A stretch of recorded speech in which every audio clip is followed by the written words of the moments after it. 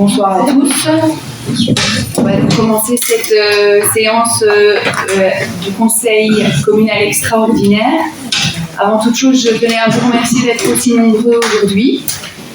Je tenais aussi à remercier le collège communal qui a pris l'initiative de nous réunir ce soir et de permettre ce temps d'échange entre les conseillers et les représentants de la carrière. Mais avant de commencer ce conseil communal, je vais laisser la parole à Monsieur Legas pour un point d'information. En réalité, j'en ai deux. L'un vous aura peut-être échappé, mais il date d'hier. Le parc à conteneurs réouvrait, ou a réouvert, devrais-je dire, donc maintenant, hier. À ce sujet, pour ceux qui n'auraient aussi pas repéré l'information, puisqu'on a eu ce même type d'échange finalement avec les gestionnaires de l'intercommunal concernant le parc à conteneurs, il est maintenant clair que le système qui a été mis en place par l'intercommunal pour pallier au déficit chronique du dispositif prévoit donc bien 12 passages par an, par ménage, en fonction du type de véhicule, puisqu'il y a des passages qui sont, entre guillemets, à 2 points et d'autres à un demi-point en fonction qu'on aille avec un type de véhicule ou un autre. Préciser aussi, si besoin était, qu'il y a des fractions supplémentaires qui ont été installées, qu'il y a un système, un dispositif avec une barrière, un automate et la carte d'identité qui nécessite de renseigner le type de dépôt qu'on fait. Peut-être également préciser que lorsque on dépose des fractions qui sont en obligation de reprise, notamment les obligations de reprise à domicile telles que les PMC ou les cartons, en théorie, ça ne devrait pas vous amputer d'un point, pour autant que vous n'ayez rien d'autre. Et me dit-on, mais ça semble pas encore très clair, pour autant qu'il ne me reste plus de points, ce qui me paraît un peu plus compliqué par ailleurs. Mais on essaye d'avoir le fin de l'explication. Tout ça semble être évolutif et en test ou en gestation par ailleurs. Ceci dit, c'est quand même une bonne nouvelle que le parc à conteneurs a réouvert, donc, disais-je, hier. J'ai également une information, Madame la Présidente, concernant l'objet qui nous occupe ce soir, en réalité. Mais ce n'est pas une question, donc je ne pose une question à personne, c'est vraiment en guise d'information et en lien avec la procédure. Il y a eu dans cette même salle, il y a déjà quelques jours, un comité dit de concertation, prévu donc par le décret voirie. Concertation donc qui a eu lieu entre les réclamants et les demandeurs représentant la carrière, sous l'égide, et non l'arbitrage, et non la participation, mais sous l'égide et organisée donc par la commune. Le directeur général ici présent était présent, tout comme une personne de référence, gestionnaire du dossier administration communale dans le service aménagement du territoire, moi-même, Monsieur Demol, en sa qualité d'échevin attributaire de l'industrie et de l'entreprise, ainsi que, et nous l'avons voulu ainsi, puisque c'est le collège qui déterminait la composition de la délégation entre guillemets communale, ainsi donc une personne de la minorité, je préfère dire minorité qu'opposition, c'est déjà plus constructif. Et donc le rôle de ces 5 personnes précitées que je viens d'énoncer était bien d'assister à la réunion, réunion qui a pour objet, réunion de concertation qui a pour objet de nourrir le dossier, comme tout autre d'autres avis qui sont demandés par ailleurs, je pense à la CCATM ou à la CLDR ou à d'autres avis qui ont été demandés d'initiative. Donc réunion qui a pour objet de nourrir le dossier et de venir permettre ainsi les conseillers communaux de prendre attitude et décision sur la voirie exclusivement le 22 avril prochain. Donc il n'y aura pas de vote au terme, mais ça vous l'avez constaté dans la note de synthèse, il n'y aura pas de vote au terme de notre réunion d'aujourd'hui. Comme la Présidente a si bien dit, c'est une proposition que nous avons faite au niveau du collège de vous convier à une réunion supplémentaire du Conseil pour avoir cet échange. Le vote aura bien lieu le 22 avril. ce qui nous épargnera sans doute, je l'espère, un long échange le 22 avril, puisqu'il devra avoir lieu aujourd'hui. Donc cette réunion de concertation avait pour objet de documenter le dossier à disposition des conseillers pour prendre attitude le 22 avril prochain, et non aux représentants de la commune de s'exprimer. Ça a été précisé au début du comité de concertation, contrairement à ce que j'ai pu lire par ailleurs. Le rôle ce jour-là des représentants de la commune n'était pas de s'exprimer, mais bien d'entendre et d'écouter. Les riverains qui ont d'ailleurs pu s'exprimer à 2 ou 3 reprises, puisqu'on a fait plusieurs tours. Et au terme du 3e et dernier tour, la question était posée de savoir si les riverains voulaient davantage encore s'exprimer. Il n'y a plus eu de demande. C'est le déroulé de la réunion et j'y étais, je l'ai vécu comme ça et pas autrement, je tiens à préciser, contrairement à ce que j'ai pu lire par ailleurs. Donc il n'était pas scandaleusement limité le temps de parole et personne n'a été humilié. Ceci étant dit, j'en ai terminé pour les points d'information. Madame la Présidente, je vous remercie. Je peux juste poser une question? Ce que vous dites? Parce que ça appelle une question. Non, si, il y a quelque chose que je ne comprends pas. Vous dites que ça alimente le débat des conseillers, mais si les conseillers ne sont pas là, en quoi ça alimente le... Oui, mais ici, on ne va pas... Non, mais je peux répondre sur la procédure, si Madame la Présidente me le permet. Oui. Le débat des conseillers a lieu ce jour. Ok, mais vous dites que la réunion du comité de concertation alimentait le débat. Le document, le procès verbal de cette réunion est un document qui est apporté au dossier et qui alimente, au même titre qu'un tas d'autres avis, la discussion effectivement au conseil communal. C'est plus clair. Tout à fait, oui. Merci. Ah mais je ne suis peut-être pas l'exprimer. Moi, je n'avais pas compris. Non mais c'est bien reformulé. Merci. Si, merci. Avant de passer à la présentation, nous allons approuver le procès verbal de notre dernier conseil communal. Est-ce qu'il y a des remarques? Oui, M. Mayer. Je vais avoir un micro.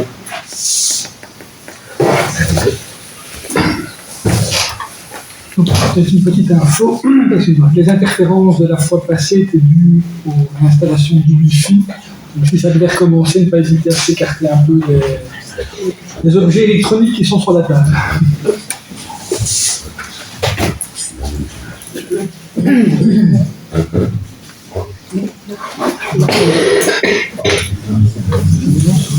Ils ont été testés avant. Directeur général de la qualité. Voilà. Alors, je vous rassure, on va revenir sur ces points-là à chaque fois. Nous avons bien compris les différentes réponses apportées autour des PV de séance lors de nos questions successives. Toutefois, pour une question d'intelligibilité administrative et de transparence envers les citoyens, nous demandons que l'intitulé des points concernant les PV soit plus explicite, comme par exemple compte rendu décisionnel du conseil communal ou autre. Mais simplement PV, la population s'attend à voir quelque chose d'analytique, ce qui n'est pas prévu, on l'a bien compris. C'est juste changer le titre des points, remplacer PV par quelque chose de cet ordre-là. Je vous remercie. Voilà, il ne peut pas être question de changer de titre, puisque c'est un terme qui est utilisé par le Code de la démocratie pour parler d'un procès verbal de réunion. Et ce procès verbal de réunion, le Code de la démocratie explique chez les devants, c'est-à-dire les délibérations. Donc, c'est légal tout simplement. Je reviens plus sur le contenu, c'était l'intitulé. Pas d'autres remarques? Merci. On peut voter. C'est difficile aussi. Voilà. Monsieur Bégas. Oui. Je parle un peu, monsieur Bachmann. Madame Beltebelli. Oui. Monsieur Zemol. Oui. Monsieur Morel. Oui. Madame Fulco. Oui. Madame Mancini. Oui. Monsieur Demirel. Oui. Monsieur Lepers. Oui. Monsieur Béziers. Oui. Monsieur Bourboman. Oui. Madame Bonbois. Oui. Madame Tims. Abstention. Madame Van Kerkhoven. Oui. Madame Van Odelag. Oui. Madame Demaret. Oui. Monsieur Valkenet. Oui. Monsieur Mayer. Oui. Madame Béliard. Oui. Monsieur Zemors. Oui. Madame Fulco. Oui. J'ai oublié de préciser, mais il y a lieu aussi d'excuser Julie Jacquemart qui ne peut pas être présente aujourd'hui. Et avant de passer au point suivant, je vais vous proposer quelques balises pour que la réunion puisse se passer le plus sereinement possible. Il va donc y avoir un exposé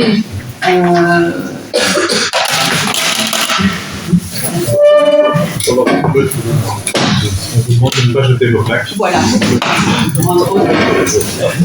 Et après cet exposé, il y aura un temps de questions-réponses. On va essayer de se limiter à 2 heures de questions-réponses après l'exposé.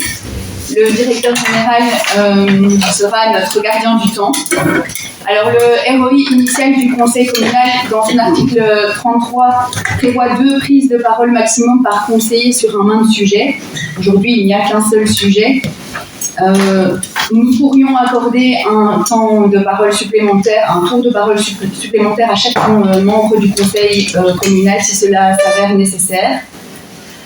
Nous allons relever les questions par 3 ou par 5 avant d'entendre les réponses pour que ce soit aussi plus simple. On essaiera au maximum de regrouper les thèmes.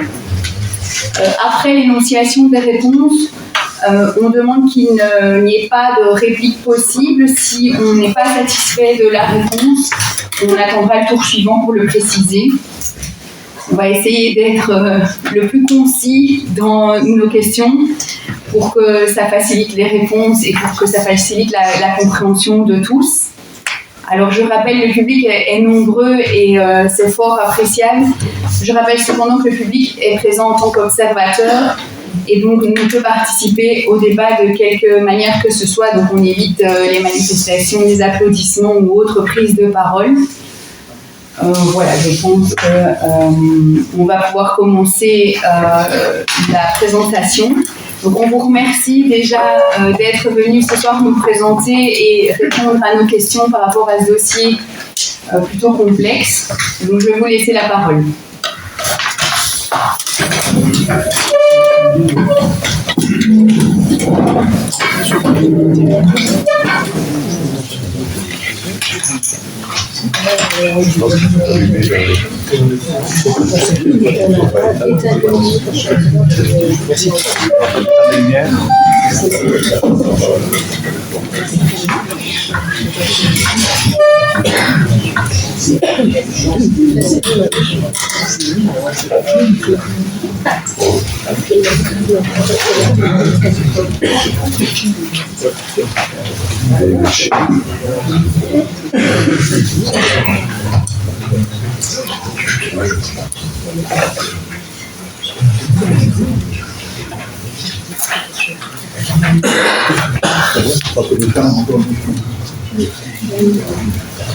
Bonsoir à toutes et à tous. Tout d'abord, je tenais à vous remercier de nous accueillir ce soir au sein du conseil communal pour nous permettre de vous exposer notre projet.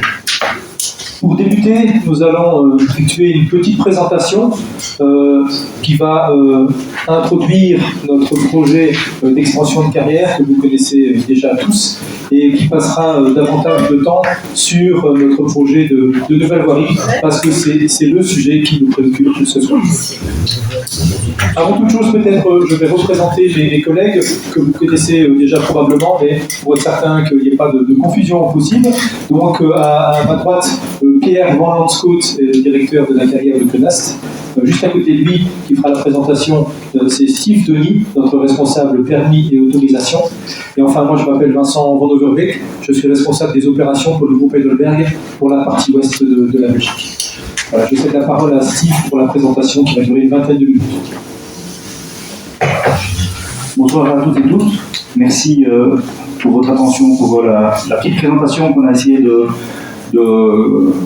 faire la plus concise possible et la plus explicite sur l'aspect des crévoiries qui nous occupe principalement aujourd'hui. Donc pour ceux qui ont déjà participé à d'autres présentations de notre part, vous verrez qu'on est parti sur le même tronc, mais qu'on a expurgé toute une série de considérations hors des crévoiries.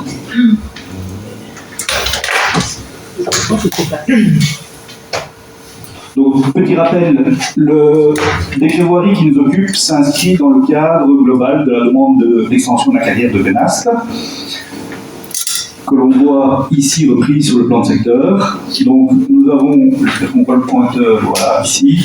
Donc, le plan de secteur, pour rappel, c'est un plan qui définit sur l'ensemble de la région wallonne les activités possibles en fonction des différents coloris que l'on y retrouve. On a par exemple la zone en jaune qui est de la zone agricole et qui peut accueillir des activités agricoles, la zone en rouge des zones d'habitat pour les habitations fatalement, vert ce sont des espaces verts ou des espaces forestiers, et la partie carrière est inscrite au niveau du plan de secteur dans ce qu'on appelle la zone de dépendance d'extraction. On retrouve ici en sous-impression la carrière et sa superficie ouverte actuellement. On retrouve le trait noir qui représente la drève de l'Aubrac et vous voyez l'ensemble de l'étendue de l'affectation au plan de secteur. Malheureusement, à l'écran, on ne le voit pas beaucoup, mais on devine ce que j'appelle toujours le patatoïde, une forme un peu biscornue qui contourne ici au nord et puis qui vient s'inscrire ici au sud. À l'intérieur de cette forme, on retrouve le porphyre que l'on exploite depuis plusieurs centaines d'années sur le site. Et à l'extérieur de cette forme, on retrouve d'autres types de rochers qui ne nous occupent pas pour l'instant. Et donc, l'objet de la demande, dans lequel va s'inscrire le décret voirie, est effectivement d'agrandir la carrière qui est actuellement contrainte par sa limite de gisement au nord, sa limite au plan de secteur ici à l'est, et la drève Léonzac au sud.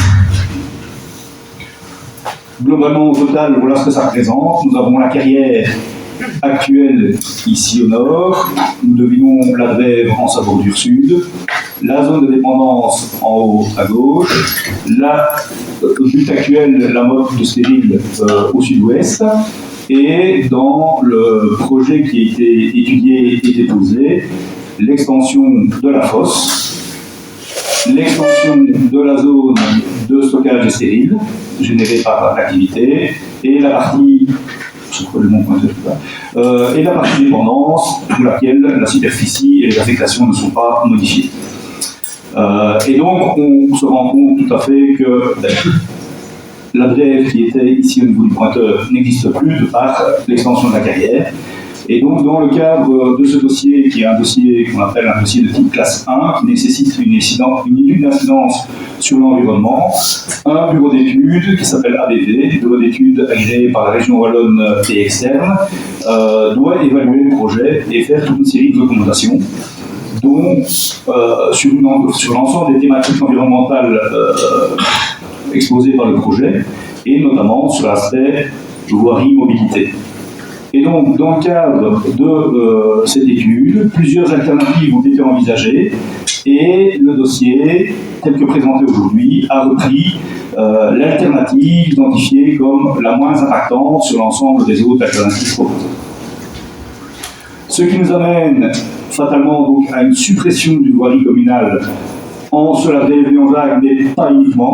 Il y a toute une autre série de voiries ou sentiers qui vont être impactés par le dossier. Et donc, on retrouve ici ce qu'on appelle le plan d'alignement. Le plan d'alignement, c'est un plan réalisé par un géomètre qui définit les zones de voirie ou de sentiers qui vont être amenés à être soit supprimés, donc ce sont les parties rouge-jaune que vous voyez là.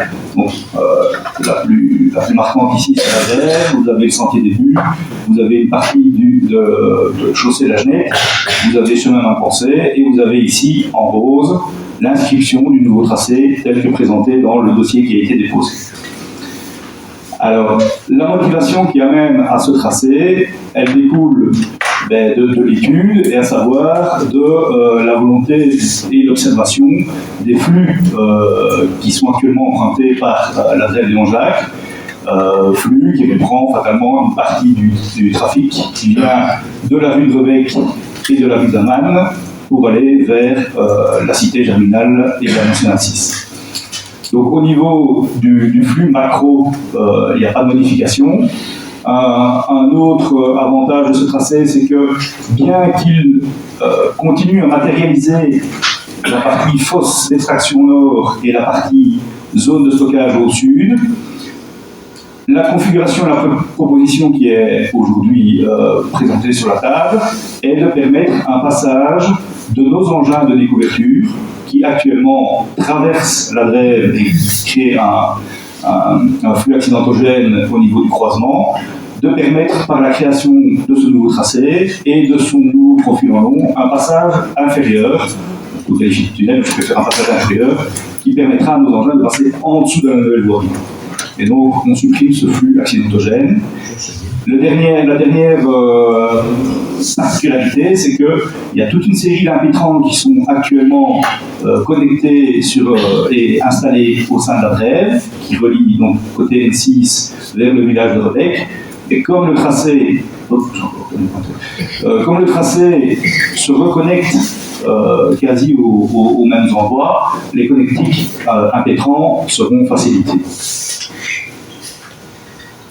Au niveau du profil en traversique qui a été proposé par le bureau d'études, donc il faut savoir qu'il y a eu un bureau d'études ABV, comme je vous l'ai dit, qui a évalué les incidences sur l'environnement du dossier, sur l'ensemble des thématiques environnementales, et nous avons fait appel à un bureau d'études qui s'appelle Agora, qui est spécialisé en conception, qui est auteur de projet de voirie.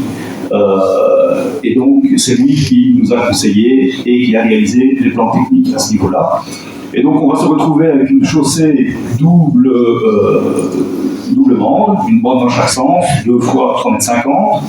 Donc ce qui nous amène avec la Valoire à une largeur ici de 7,50 m. Un terre-plein d'1 mètre de large en dessous duquel on aura l'espace pour une tranchée commune et réinstaller les impétrants qui auront été, comme je l'ai dit auparavant, coupés. Et une piste cyclopiétonne de 2,50 m, donc séparée du terre-plein de l'autre côté, avant les éventuels talitages.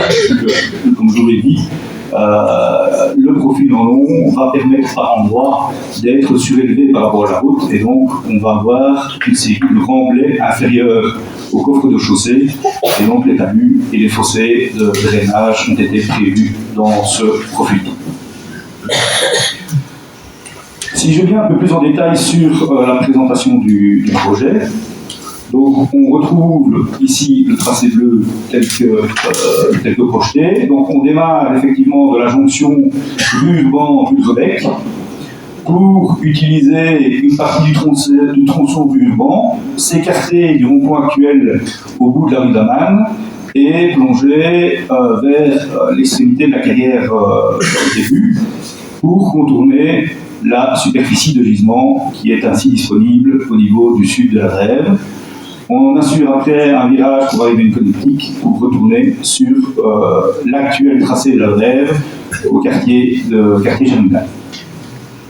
Si on se penche sur la partie nord, donc on se retrouve ici à la rue de Rebec, au croisement de la rue de Rebec et la rue Urban. Le dossier de mobilité a étudié plusieurs possibilités de connectique à ce niveau-là, prônant au départ un simple carrefour. Et il a été proposé d'aménager un rond-point afin de ne pas privilégier de flux particuliers sur cette nouvelle connectique. Donc, ce qui veut dire que l'on vienne de la rue de Rebec en venant de Rebec ou en venant de Quenas, ou par par le tracé de la rue Urban qui va être réaménagé, chacun des usagers aura la même priorité au droit de ce rond-point. Donc, comme je vous l'ai dit, on récupère l'assiette de la rue Urban actuellement en pavé, et on commence à s'écarter au niveau des premières habitations pour s'éloigner du rond-point actuel. Donc, ce qui veut dire que la rue Zaman sera terminée en cul-de-sac, donc il n'y aura pas de connectique de la rue Zaman sur le nouveau tracé qui a été proposé. Il y aura par contre toujours un accès rue Zaman sur le rond-point et sur le sentier tout blanc, ainsi que sur le restant du tronçon rue Zaman-rue Urban qui est ici présenté au nord. La seule connectique qu'il y aura, c'est la partie mobilité douce, et donc le flux des vélos, des piétons, qui pourront emprunter à partir de ce rond-point, enfin de ce cul-de-sac, la nouvelle piste cyclopiétonne bidirectionnelle. On va un peu plus loin au niveau du tracé, et donc on plonge dans le prairie, et vous voyez ici l'ancienne carrière début. Et donc la proposition est de passer entre le quartier Sentier de la Genève et la carrière début, avant de s'enfoncer dans le sud. On constate qu'il y a toute une série de parcelles qui sont actuellement occupées par la terre agricole qui vont être coupées. Et donc la proposition qui est ici faite est de densifier le couvert boisé. Donc ça, ce sont les arbres projetés dans la partie actuellement occupée de prairies ou de terres de culture, que ce soit côté habitation, mais également une lisière côté carrière. Il est également proposé par le bureau d'études d'effectuer une connectique mobilité douce au niveau du bout du sentier de la Genette vers le nouveau tracé. Et la configuration, non pas en direct, s'explique par le profil rendement.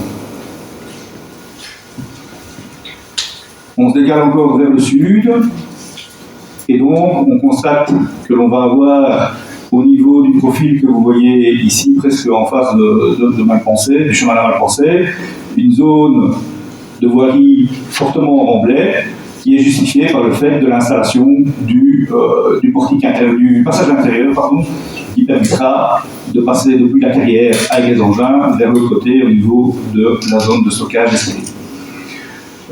Au niveau de la chaussée de la Genette qui va être coupée, il a été proposé par le bureau d'études d'assurer une connexion pour les services de secours sur le nouveau tracé. Alors, la motivation du bureau d'études était liée au quartier, à l'ensemble du quartier Puin, qui, pour l'instant, a la configuration chaussée de la Genette telle qu'elle est, et le bureau d'études a proposé de maintenir simplement une connectique secours telle qu'on a déjà la connectique secours au niveau du chemin vers le sentier de la Genette, pour éviter de drainer un supplément de flux de voitures dans le quartier Puin et éviter ainsi d'avoir un carrefour supplémentaire sur le tracé de la voie. Au niveau de la zone Est, on arrive par le bois de net et on a la connectique directement sur le dernier tronçon de l'actuelle grève jusqu'à la Nationale 6 sans modification. Donc on est vraiment ici à l'orée du bois avec la petite école bleue qui est là-bas au nord. Voilà, j'espère que j'ai été assez explicite pour la partie bois.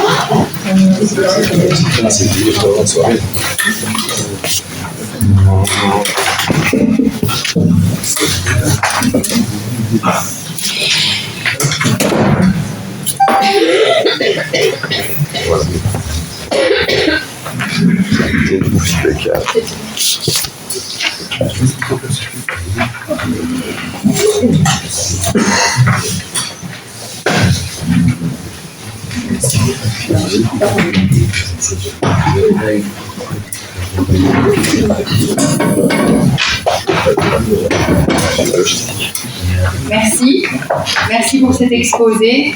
Donc, comme je l'ai dit tout à l'heure, on va passer aux questions-réponses. On va essayer de regrouper à chaque fois les questions avant d'avoir les premières réponses.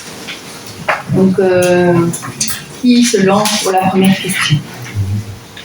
Oui, Monsieur Balken.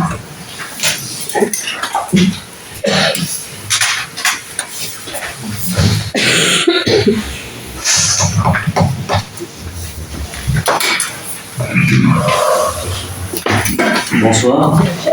Outre d'avoir un peu l'impression d'avoir été invité à la mauvaise soirée, avant d'entamer les questions, nous allons faire une question plus générale qui permet un peu de recadrer parce que l'intitulé de la réunion ce soir était d'avoir le projet global de la société Heidelberg qui va impacter le village. Et donc je voudrais revenir un peu sur un historique et une question très générale qui sera transversale à toutes nos questions plus techniques et qui seront nombreuses a posteriori. Alors merci en tout cas d'être présent, merci au public également. Alors il y a des moments dans l'histoire d'une commune où les opportunités de développement se présentent. Le dossier qui nous concerne aujourd'hui en est un. Il est historique pour nous et pour les 5 prochaines générations. Après tout, le destin de la commune est lié à celui des Guerriers depuis le XVIIe siècle. À l'époque, les habitants exploitent eux-mêmes la roche pour en faire des pavés. Puis c'est la privatisation, la mécanisation et le début de l'extraction industrielle. Les pavés s'exportent partout dans le monde. Puis le déclin et la reconversion de cette industrie. En 1905, l'exploitation occupe 3200 ouvriers pour une estimation d'environ 9000 habitants, soit 35% ou plus d'un tiers de la population. Ils sont encore 2200 en 1937, 750 en 1964. Aujourd'hui, c'est l'emploi de 59 travailleurs directs pour 11 130 habitants. Le rapport travailleur-habitant est passé donc de 35% en 1905 à 0,5% aujourd'hui, c'est-à-dire 70 fois moins. Heidelberg Material ne fait plus rêver et ne fait plus vivre les villages. On extrait 1 800 000 tonnes de granulats par an des sous-sols rebecquois. Cela doit signifier à peu près 60 000 camions par an qui circulent sur nos routes pour le transport de la matière première, entrant dans la composition du béton, aussi utile à Infrabel pour les ballasts du chemin de fer et autres. C'est aussi beaucoup de poussière, beaucoup de bruit, de vibrations, de secousses et de fissures. Mais le destin de la commune est profondément lié à celui des carrières depuis le XVIIe siècle. Ça vaut bien une demande d'extension de permis d'exploiter pour les 125 prochaines années. Où en sera l'humanité le prochain siècle? Je ne sais pas. Quelles seront les avancées technologiques? Notre planète sera-t-elle toujours viable? Hier la paix, aujourd'hui la guerre, aux portes de l'Europe, tout va tellement vite, c'est difficile de se projeter dans l'avenir. N'en voulons donc pas à la société Heidelberg Material de ne pas pouvoir envisager les perspectives économiques de son industrie au-delà des 5 prochaines années. Mais alors, pourquoi une extension à plus d'un siècle? Qui sait? Peut-être que. Et si la poussière de silice venait à se substituer aux terres précieuses, si rares, si convoitées? Il suffirait de se baisser pour en ramasser, parce qu'il y en a de la poussière à Rebec. Vallée de la Silice, Eldorado, qui sait? Peut-être que, on ne sait jamais. Ce que l'on sait, ce que l'on connaît, ce sont les impacts, les risques pour la santé et les nuisances de cette industrie pour nous et pour nos descendants. Alors, ce dossier est historique. Est-ce que je peux vous un demander, tournant pour Rebec. Monsieur, s'il vous plaît, est-ce que je peux vous demander, étant donné les balises qu'on a posées, de poser la question que vous avez à poser à la société qui a présenté... Je suis en train de la poser, mais c'est une question générale qui se met en perspective. Je rappelle que l'intitulé de la réunion ce soir n'est pas l'exposé que nous avons reçu de la carrière de Vert. Je peux donc me permettre d'aller dans une contextualisation. Non, ici on est dans un temps d'échange et de questions-réponses. Donc ici je vais vous demander de poser votre question directement. Je vais la poser. Alors oui, le dossier est historique, un tournant pour Rebec. Il mérite que l'on s'y attarde. Il est aussi temps de sortir de l'émotion. Quand on fait appel à votre émotion, c'est qu'on ne fait pas appel à la raison. Alors donc, voilà la question de l'expectative. Nous attendons des certitudes et que soient appliqués les principes de précaution et de proportionnalité. Nous ne sommes pas opposés aux carrières, mais nous voulons un juste équilibre entre l'intérêt privé et l'intérêt général. En l'état, les lacunes du dossier ne permettent pas ni la certitude, ni des prédictions crédibles et équilibrées à ce propos. En effet, la demande de permis, c'est surtout, qui sait, peut-être que, on ne sait jamais. C'est ma question. Une autre question? Monsieur Audert? Oui. En référence à l'étude d'incidence mentionnant d'une part la difficulté du demandeur d'envisager un plan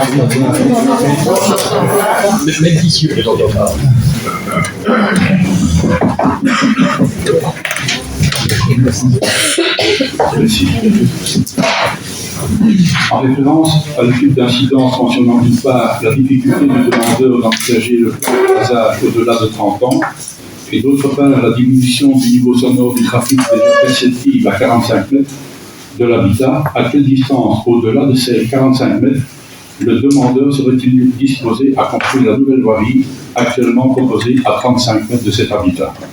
Merci. Une autre demande?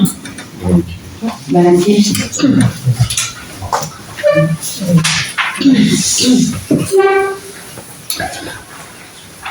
Compte tenu du gabarit de la voirie, y a-t-il une alternative, la greffe et la densité du trafic supposé sur le charroi agricole? Serait-il le bienvenu ou autorisé sur cette nouvelle voirie? Merci. Monsieur Zemans. Le micro. C'est un petit peu en lien avec la question qui était posée par Bruno. En fait, avant les élections, il y avait eu différents discours autour du projet des carrières et on parlait en fait de 8000 véhicules qui traversaient les villages. Et donc la route était déclarée comme étant totalement nécessaire, en tout cas par la majorité de l'époque. Et la question que je pose, c'est en fait, il n'y a pas vraiment une alternative zéro qui a été étudiée dans l'étude environnementale. Et donc, je veux savoir pourquoi il n'y a pas eu cette option. Donc, quand on dit que ça n'a pas été étudié, il a été mentionné directement que ne pas faire de route n'était pas acceptable. Mais on n'a pas vu d'études de l'impact que ça aurait et des rues qui seraient réellement impactées et quel serait cet impact si jamais on ne faisait pas la route alternative. Et il me semble qu'aux différentes conférences, vous avez indiqué que vous n'étiez pas volontaire pour une route, vous ne demandiez pas mieux qu'il y en ait une, qu'il n'y en ait pas, pardon. Et donc j'aimerais savoir pourquoi on n'a pas étudié cette opportunité, donc l'option zéro route, pourquoi elle n'a pas été étudiée de manière plus approfondie. Oui, en plus, je pense que c'est nécessaire dans l'étude environnementale de le faire. Merci. Une dernière question, Madame Foucault.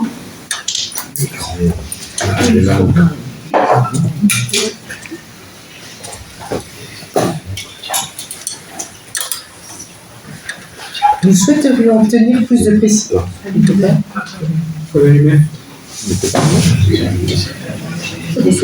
On va peut-être laisser les micros allumés à chaque fois, ce sera plus simple. Nous souhaiterions obtenir plus de précision par rapport à la stabilité de la future voirie et plus particulièrement au niveau de la levée de terre de 4 mètres lorsque les vibrations de tir auront lieu en plus des vibrations liées à un charroi important. Merci. Donc, là, ça nous fait 5 questions. On va vous laisser répondre. Pour repasser le micro.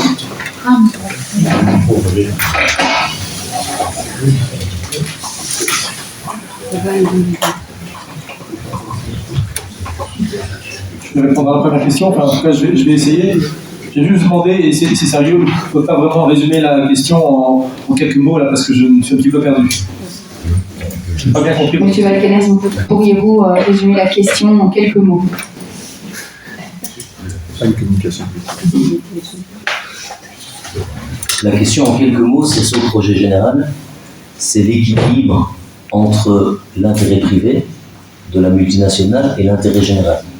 C'est-à-dire qu'à travers le dossier, pour nous, il est lacunaire sur de nombreux points, notamment sur l'impact environnemental au niveau des nuisances. Donc la question fondamentale, elle va bien au-delà de la voirie, parce que finalement la voirie n'est qu'un outil servant entre autres la production, mais sur l'impact général de la carrière, c'est une réponse sur la projection économique de l'avenir des carrières sur les 125 ans. Pourquoi une vision maximaliste sur les 125 prochaines années en anticipant une production pour pas plus d'un siècle?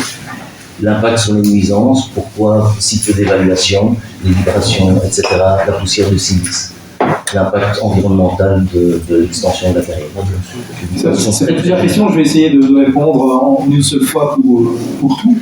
Tout d'abord, l'intérêt de la carrière, l'intérêt pour tout le monde, eh bien, je pense que, comme on l'a déjà exposé à plusieurs reprises, l'extraction des ressources minérales, en général, que ce soit la carrière de Porphyre, de Kenas ou une autre, ça sert à l'ensemble de l'humanité. On a besoin des matériaux qui sont extraits dans le sol pour vivre au quotidien. Si on arrête d'exploiter les mines et les carrières, on retourne à l'âge de la pierre, et c'est vraiment pas une blague. On peut apprendre à monter à cheval et à avoir rien d'autre, parce que vraiment on ne fait plus rien maintenant sans industrie minérale, et je peux vous citer plein d'exemples. Donc c'est une chose, et l'exemple ici de Kenas, le Porphyre sert, comme vous l'avez dit, en grande partie à faire des routes, donc vraiment la couche de finition, c'est vraiment le matériau qui est nécessaire, à faire le Porphyre, le ballast de chemin de fer. On ne met pas d'autres matériaux, que c'était parfois du grès, mais en petite quantité. Ça sert aussi à être utilisé pour faire les bétons à haute résistance pour des ouvrages d'art, des pistes d'aéroports. Donc c'est vraiment un intérêt général. Sans Porphyre, on aurait beaucoup de mal de continuer la vie actuelle. Ensuite, la question sur la vision maximaliste. Comme j'avais déjà expliqué aussi, on n'a pas demandé pour avoir 125 ans de réserve. On a demandé pour créer une nouvelle voirie en bordure du gisement, qui est parfaitement connu, Et il se fait qu'en calculant le volume qui se trouve entre la carrière actuelle et la fin de l'extension, eh bien, il y a 125 années en comptant la capacité actuelle de l'usine. On ne va pas modifier. Alors la vision, je vous rappelle si on remonte il y a quelques années, je prends l'année 2020 par exemple, eh bien personne n'aurait pu deviner que quelques mois plus tard, on allait tous être confinés chez nous, les magasins fermés, les écoles fermées, devoir circuler avec un masque parce que le Covid est arrivé. C'est vraiment quelque chose qu'on ne peut pas prévoir. Et puis, quelques temps plus tard, très peu de temps plus tard, il y a une guerre qui éclate pas loin de chez nous. Plus personne n'aurait pensé vivre une guerre aux frontières de l'Europe. Et pourtant, c'est arrivé quand même. On était dans une période relativement calme où on espérait avoir une démocratie mondiale, et on s'aperçoit que les plus grandes puissances sont dirigées par des dictateurs. Donc tout ça évolue, on ne peut jamais le prévoir. Et donc, à l'heure actuelle, c'est très compliqué de prévoir quoi que ce soit. Et quand vous disiez qu'on n'est pas capable de prévoir ce qui va se passer, en tout cas l'économie, dans les 5 prochaines années, je peux vous dire que depuis le Covid, plus personne ne peut rien prévoir en termes économiques. Que ce soit le groupe Heidelberg ou les concurrents, qu'on croise de temps à autre pour certaines réunions, personne n'est plus capable de savoir ce qui va se passer dans les mois à venir. On a des grandes vues, vous dire qu'aussi cette année n'est pas une très bonne année pour nous en termes de vente. On espère une amélioration en fin d'année et les experts disent que 2026 devrait aller mieux. Personne n'ose aller au-delà parce qu'il y a trop d'incertitudes. En tout cas, ce qui est certain, c'est qu'on aura toujours besoin de matériaux. Si on n'a pas besoin de matériaux dans 5 ans pour construire des écoles, on aura besoin pour faire des abris anti-atomiques. En tout cas, on en aura besoin, quoi qu'il se passe. La carrière est exploitée depuis 400 ans. Et bien, je suis certain que dans 100 ans, elle sera toujours exploitée parce qu'on aura toujours un besoin. Et c'est pas parce que le monde est incertain et qu'on ne sait pas où on va qu'on doit arrêter notre vie quotidienne. On a vécu des éléments difficiles que je viens de vous citer, le Covid, la guerre et autres. C'est pas pour ça qu'on a réellement changé nos habitudes. On prend toujours nos voitures le matin pour aller conduire les enfants à l'école ou faire nos courses. Et quoi qu'il arrive, on continuera à le faire. Donc on aura toujours besoin de cette activité aussi. Je ne sais pas si j'ai répondu à vos différentes questions, mais en tout cas j'ai essayé de répondre. Oui, il y a d'autres questions, on va continuer. Il y avait une question sur la distance aussi. Donc, pour répondre à M. Otex, par rapport à la distance telle qu'elle est prévue actuellement, elle est d'environ au plus proche 40 mètres de l'habitation au bout du chantier de la Genève. Votre question, alors même plein d'autres, c'est toute modification au tracé de la voirie, telle qu'elle est présentée aujourd'hui, devra faire l'objet d'une évaluation par le bureau d'études, parce que aujourd'hui, on a un projet qui est présenté, qui a été étudié. Si on doit la modifier, il y aura toute une série d'ensembles d'autres thématiques qui vont devoir être étudiées en matière de ruissellement, en matière de paysage, en matière de dimensionnement, en matière de pente et d'écoutage. Et donc je ne peux pas vous répondre. Donc chaque tracé potentiel devrait être évalué, mais voilà, je ne sais pas répondre à votre question parce qu'il n'y a pas une distance type sur laquelle se baser. Il y avait une question sur l'alternative zéro. J'avais juste noté gabarit de voirie pour le charroi agricole auparavant. Donc le gabarit de voirie, il est tel que la grève actuelle est configurée. Donc on a 2 bandes de chaussée dimensionnées en standard, 2 x 3,50 m. Maintenant, c'est vrai que les charrois agricoles sont de plus en plus grands. Néanmoins, l'ensemble des connectiques qui ont été prévus, notamment le rond-point au niveau de la rue de Rebec, il a été au minimum, lui, étudié pour que les bus du TEC accordéon puissent circuler dessus, au niveau du giratoire. Donc, je suppose qu'en termes de charroi agricole, ça devrait passer.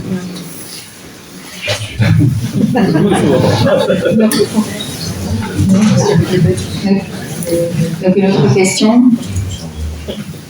Alors, l'alternative zéro, elle a en fait été déjà anticipée, non pas par d'autres dossiers, mais par d'autres études qui ont été faites par la commune, notamment le plan communal de mobilité qui avait été réalisé par un autre bureau d'études qui s'appelait Transitec à l'époque, si ma mémoire est bonne, et qui amenait à dire qu'il fallait anticiper au niveau du plan communal de mobilité que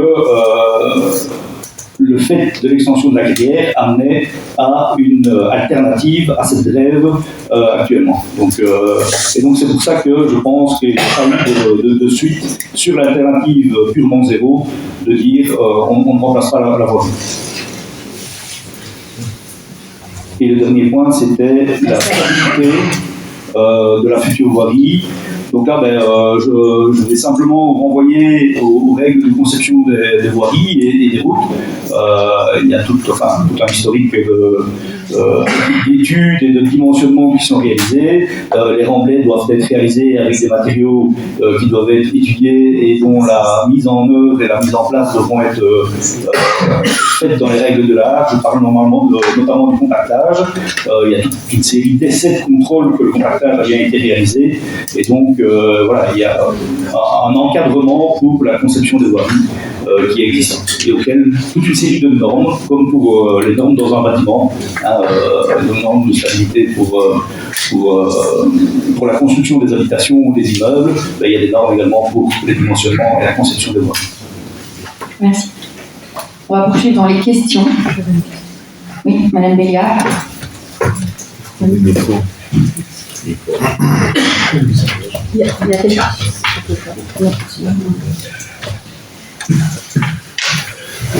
y a quelque chose qui m'étonne dans votre réponse, c'est que vous n'envisagez jamais l'économie circulaire et de réutiliser tous les matériaux. Moi, je travaille à la région bruxelloise et c'est vraiment dans la mentalité maintenant de changer cette façon de chaque fois refabriquer. Quand on détruit des bâtiments, tout ça, on tend à réutiliser tous ces matériaux. Et vous dites, on doit chaque fois retirer, refaire du neuf.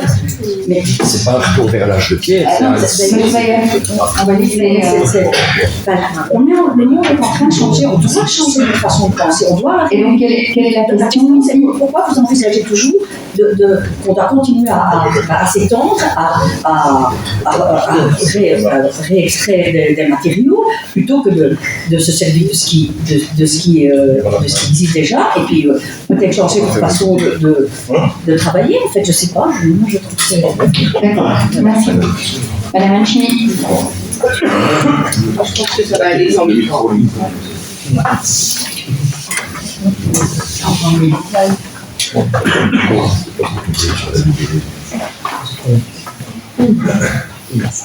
Le projet voirie prévoit l'implantation d'un merlon le long de la nouvelle. Le projet prévoit l'implantation d'un merlon le long de la nouvelle voirie. Quelle sera sa fonction principale?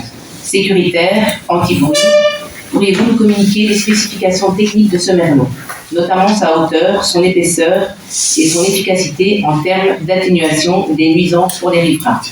Et qu'en est-il de son intégration paysagère? Merci. Monsieur Denis Maillon. Oui. Par rapport à l'endroit du sentier de la Genève, vous prévoyez des plantations bien nécessaires pour atténuer les nuisances sonores et capter les poussières. J'entends que vous prévoyez des plantations diversifiées et densifiées, ce dont nous nous réjouissons. Mais nous souhaiterions que des essences qui auraient déjà une belle hauteur et qui se développent rapidement soient installées de façon à ce que l'efficacité soit la plus rapide possible. D'autre part, pourriez-vous envisager un mur anti-bruit qui, en plus des plantations, pourrait avoir un deuxième effet sur ces retenues de bruit et de bruit? Voilà. Merci. Madame Alkercoven. Pourquoi la voirie de contournement serait-elle transférée à la commune sans analyse financière de son entretien? Pouvez-vous détailler les coûts estimés d'entretien de cette voirie et expliquer pourquoi ils ne seraient pas assumés par l'exploitant?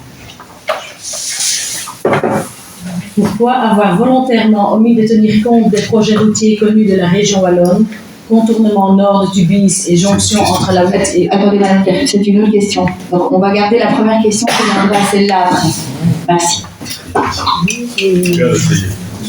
Monsieur De Hol.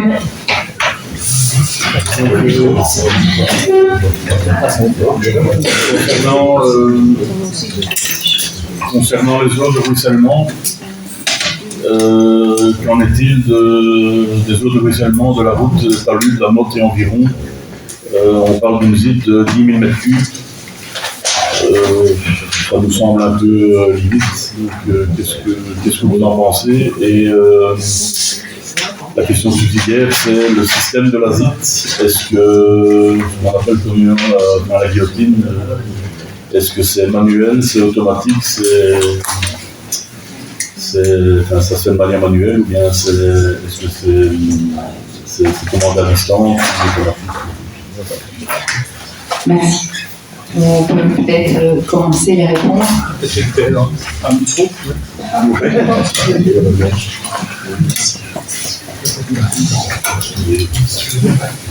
vas-y.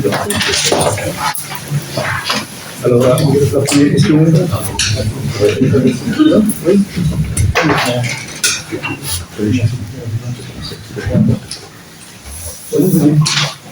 Peut-être répondre à la première question, madame, le sujet de l'économie circulaire. Et bien sûr, on y pense, hein, c'est à la mode, il faut le faire. Il faut savoir qu'en Belgique, on est les champions du monde du recyclage. On est vraiment beaucoup mieux que dans nos pays voisins.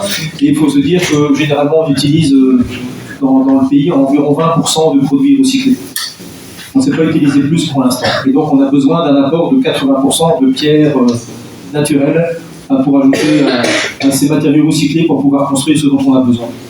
Et même si ces chiffres augmentent avec l'avenir, et on va essayer qu'ils augmentent un maximum, on ne pourra jamais tout reconstruire uniquement avec les matériaux recyclés. On aura toujours besoin d'un apport de pierres neuves pour pouvoir construire.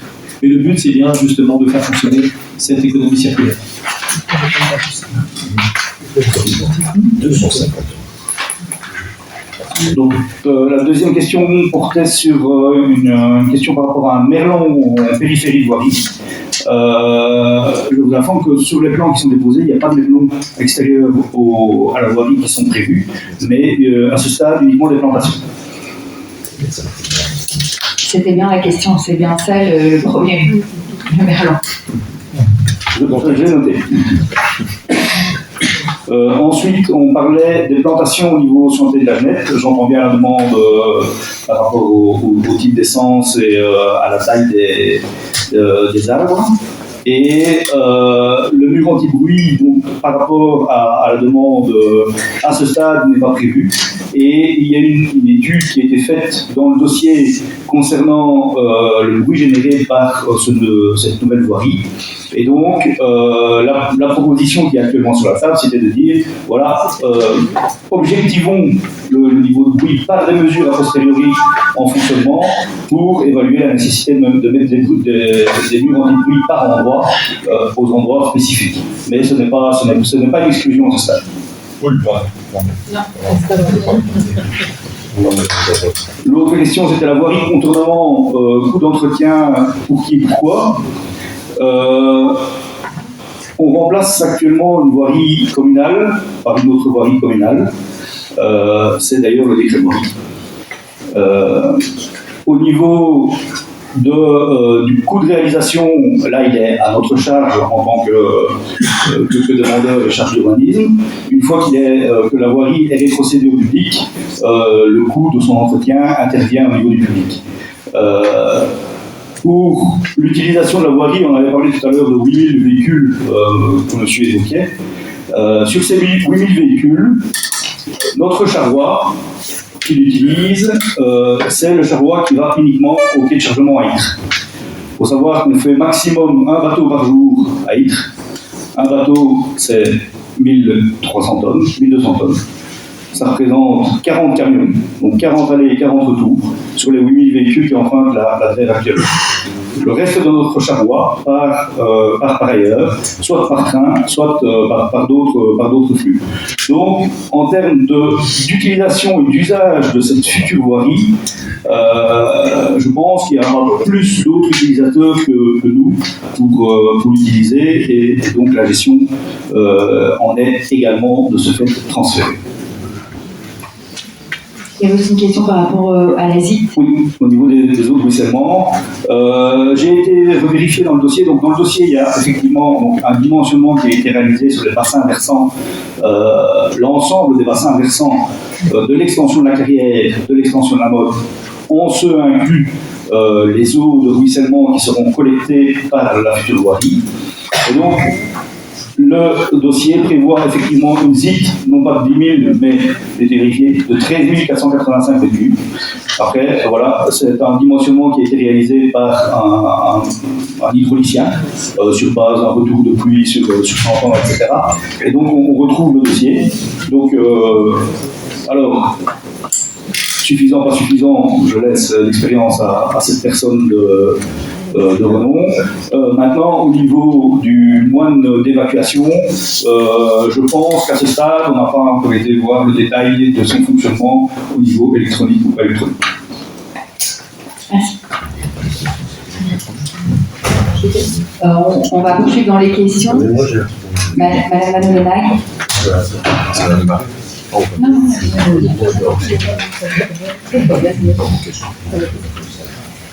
Alors, c'est une question qui concerne les poussières. Pourquoi n'avez-vous pas réalisé de nouvelles études et de campagnes de mesure des poussières depuis 2013-2014 malgré les demandes répétées des riverains? Est-ce que 100 000 € par principe de précaution, c'est trop cher pour la santé des Rebecquois? Et pourquoi ne pas actualiser les études qui ont été faites sur base des seuils belges qui vont évoluer prochainement, à savoir 50 microgrammes par mètre cube pour le quartz? Merci. Madame Venturelli. Donc, dans le dossier, on évoque des limitations de vitesse à 70 km/h, voire à 50 à proximité des zones habitées, en précisant que cela sera soumis à l'avis de la police. Pouvez-vous vous engager à réaliser une étude fine de la vitesse sur la voirie de substitution, en tenant compte de la nature du trafic qui est susceptible d'emprunter cette voirie, les caractéristiques de la voirie, les courbes, les pentes, parce qu'il y a quand même 2 courbes importantes dans la voirie, et en fonction de la proximité des zones habitées, une vitesse plus réduite contribue également à réduire le bruit et les soulèvements de poussière. Et seriez-vous prêt à prendre en charge l'installation de dispositifs de contrôle de vitesse de type radar, lidar, techniquement adaptés à la configuration des lieux? Merci. Madame de Marais. Vous avez mentionné tout à l'heure les vibrations et le bruit.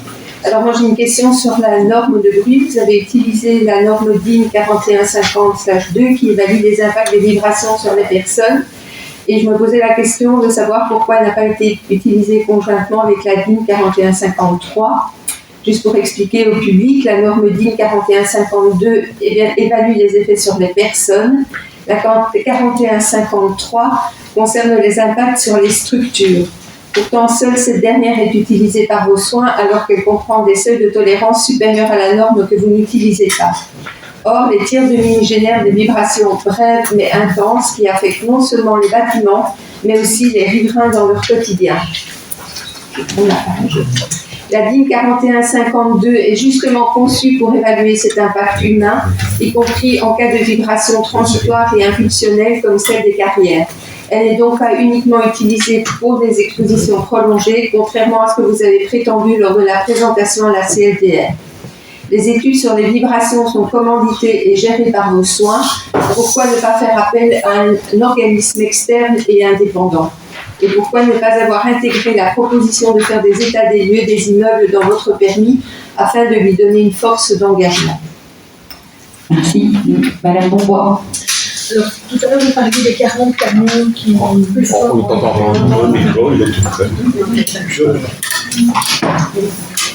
Donc vous parliez des 40 camions qui partaient de Quenas vers le quai de chargement des bateaux. Dans quelle marge de mesure vous pourriez avoir avec la SNCB afin d'augmenter le transfert par les voies ferrées plutôt que Merci. Monsieur Le Gaz. Ma question est assez simple. Vous avez prévu une connexion pour les services de secours qui apparemment, si j'ai bien compris, est réservée ou serait réservée exclusivement aux services de secours. Vu la situation du quartier, Puin, Rafera, Jeannette, enfin toutes les appendices et toutes les impasses, perpendiculaire à la chaussée de la Genette, nous nous posons la question de la pertinence, et nous posons la question de la pertinence de réserver cette voirie au service de secours, et au contraire, nous estimons que le risque existe d'enclavement du quartier, puisque quasiment la totalité des voiries serait amenée à descendre la chaussée de la Genette pour aller rejoindre Trieux-du-Bois et donc l'hypercentre. Et il nous semble opportun de permettre aux riverains d'utiliser cette voirie, ne fût-ce qu'en sortie, et on parle bien des riverains et pas d'un flux de transit, pour pouvoir ainsi emprunter la nouvelle voirie et se diriger vers la nationale, puisqu'on sera en sortie, tourne à droite uniquement, quitte à prévoir un obstacle infranchissable au centre de la voirie pour empêcher l'entrée à l'inverse, et ainsi avoir une sorte de giration et de désenclavement de l'ensemble. Je ne sais pas si je me fais bien comprendre. Le fait est que pour les services de secours, vous m'objecterez qu'il faut permettre aux services de secours de rentrer quant à eux même, mais nous savons, vous et moi, que les services de secours, même s'ils ne jouissent pas de code particulier, personne ne fera leur reproche d'avoir emprunté un sens interdit ou d'avoir contourné l'obstacle éventuel infranchissable au centre de la nouvelle voirie. Je vous remercie. Peut-être passer aux réponses.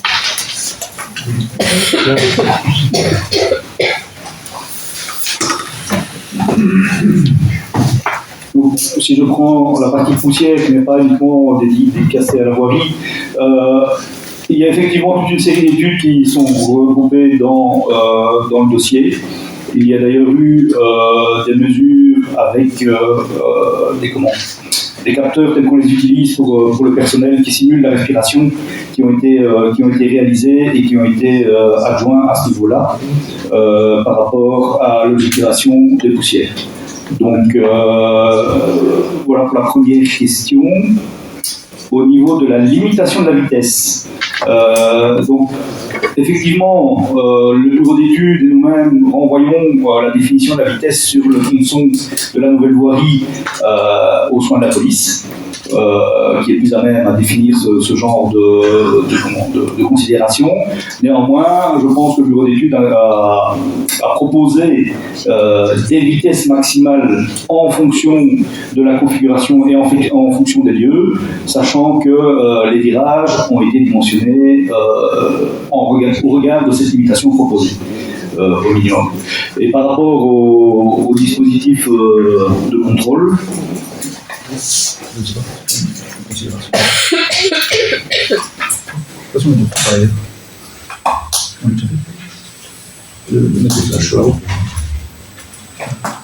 sincèrement, on nous a jamais demandé d'installer des radars sur la route, mais enfin, bon, tout est discutable, hein, il n'y a pas de souci à ce sujet-là.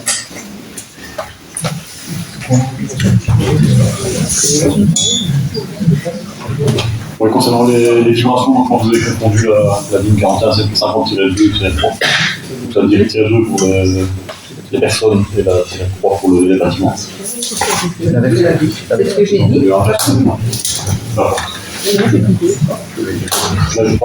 je maintiens donc ce qui nous est demandé au niveau de la région wallonne, c'est bien de comparer par rapport à la ligne 41-50-3. Donc c'est pour ça qu'on respecte ce qui nous est demandé.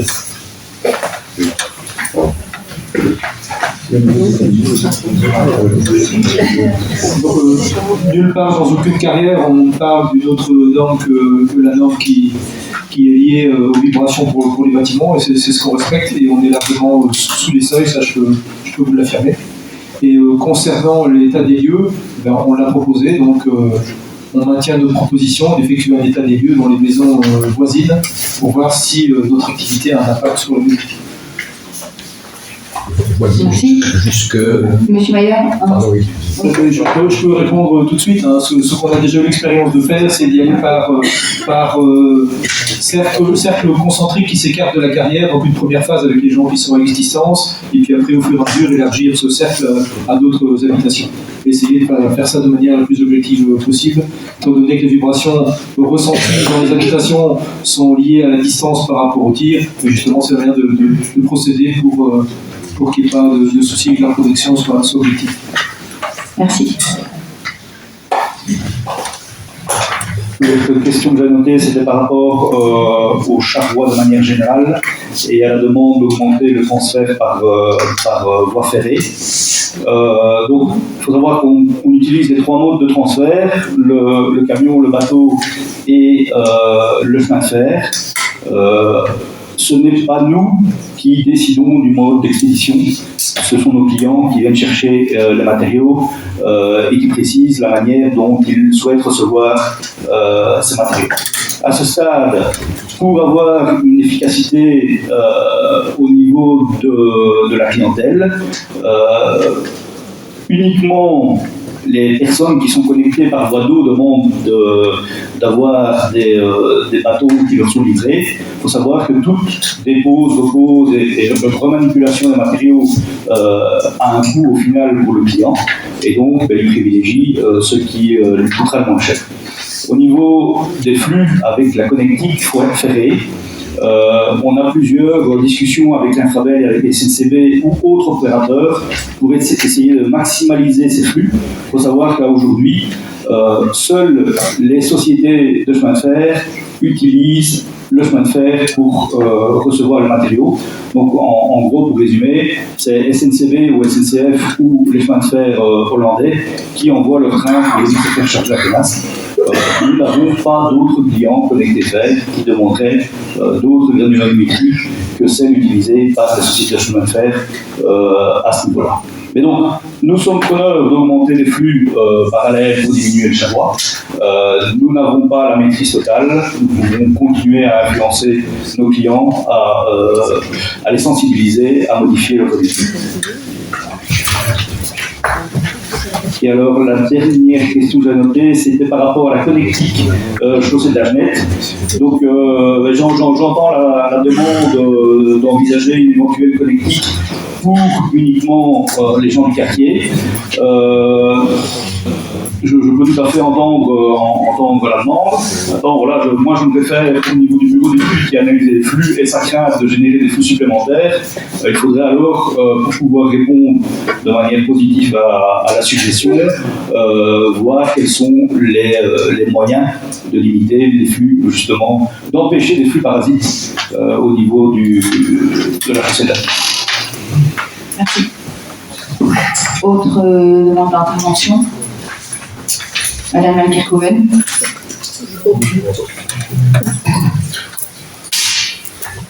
Mais est-ce que je te sais?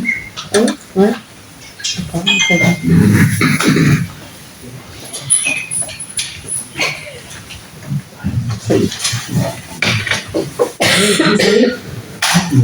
Vous avez parlé à l'instant. Vous avez parlé à l'instant des états des lieux des habitations qui est envisageable, mais pas acté dans le permis. Quand auront-ils lieu? Comment allez-vous contacter les riverains et quelles maisons seront concernées? Monsieur Murray. Oui. Comment envisagez-vous le prolongement de la piste cyclable depuis le futur rond-point de la rue Urban jusqu'au rond-point de l'ancienne maison du peuple, ainsi que l'intégration des voiries existantes connectées à la nouvelle voirie, permettant de rejoindre la route industrielle et la nationale 6, afin de favoriser la mobilité douce, notamment pour les cyclistes et les piétons. Oui. Monsieur Valganer. Question finance. Quel est selon vous l'intérêt économique pour la commune à tout faire pour maintenir les carrières sur son territoire? Selon nos informations reçues par la commune d'ailleurs, en 2019 c'est 0 € de taxe communale, 2020 c'est 0 € de taxe communale, c'était des mesures compensatoires Covid certes, 2021 c'est 37 000 € de taxe communale payée par la carrière, 2022 c'est 75 000 plus 11 000, 2023 c'est 271 000 € de taxe communale, soit 2,7% de l'ensemble des taxes communales. Pourriez-vous nous fournir, parce que c'est introuvable sur votre site internet, le chiffre d'affaires annuel des 3 dernières années uniquement pour le site de Kenast et non pour l'ensemble de la multinationale, afin que nous puissions, nous, faire une idée et avoir des projections un peu rationnelles sur l'avenir économique. Monsieur Valkener, je rappelle que les questions concernent la voirie. Excusez-moi, mais l'invitation ne concerne absolument pas la voirie. Je relis l'intitulé ici de l'invitation au conseil communal, que la transparence soit faite, dossier d'extension des carrières de Guenas, présentation par la société Heidelberg Material. Je ne vois absolument pas la présentation qui a été faite concernait la voirie, ça a été énoncé dès le départ. On l'apprend en arrivant ici. On n'est pas obligé de répondre à la question que vous avez posée. Merci. Non, mais attendez, ça c'est un comble, excusez-moi, mais déjà qu'il n'y a pas eu de consultation. Une autre question pour Madame Manchini. Madame Manchini, s'il vous plaît. Alors, concernant la voirie, quelles sont les prévisions ou les études envisagées concernant l'éclairage, notamment en termes de sécurité des usagers, piétons, automobilistes, et d'impact environnemental, pollution lumineuse, consommation énergétique? Merci. Une autre question. Monsieur Mayer. Alors, c'est déplorable qu'il n'y ait pas de représentants du bureau d'études, parce que régulièrement vous dites « Ah, mais ça c'est le bureau d'études, ça c'est le bureau d'études ». Mais je vais vous demander à vous, quelle est votre définition de la notion d'arbre remarquable? Le bureau d'études s'est contenté d'un rapide coup d'œil sur One on Map pour dire que, oui, il n'y a pas d'arbre remarquable, donc on ne doit rien demander à la DNF. Nous sommes dans le décret voirie, il sera question de supprimer la trêve Léon Jacques. Effectivement, la Drève est bordée d'arbres remarquables sur tout son long et jamais dans le dossier on en fait mention. Voilà. Pourquoi par ailleurs, même chose pour le bois de Nep. Je ne sais pas si le bureau d'études a un écologue dans son équipe.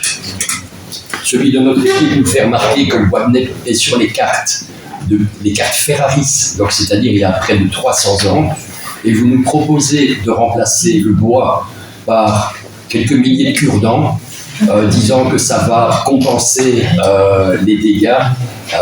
Ce bois est centenaire, voire même bien avant les cartes Ferrari, va disparaître. Ce n'est pas que les arbres. Un bois, ce n'est pas que des arbres, c'est un sol, c'est des centaines d'années de stockage de CO2. Tout ça ne sera absolument pas compensé par votre proposition, même dans 125 ans. Merci. Qu'en pensez-vous? Monsieur Zegas. Oui. J'ai le plan de la coupe de la route.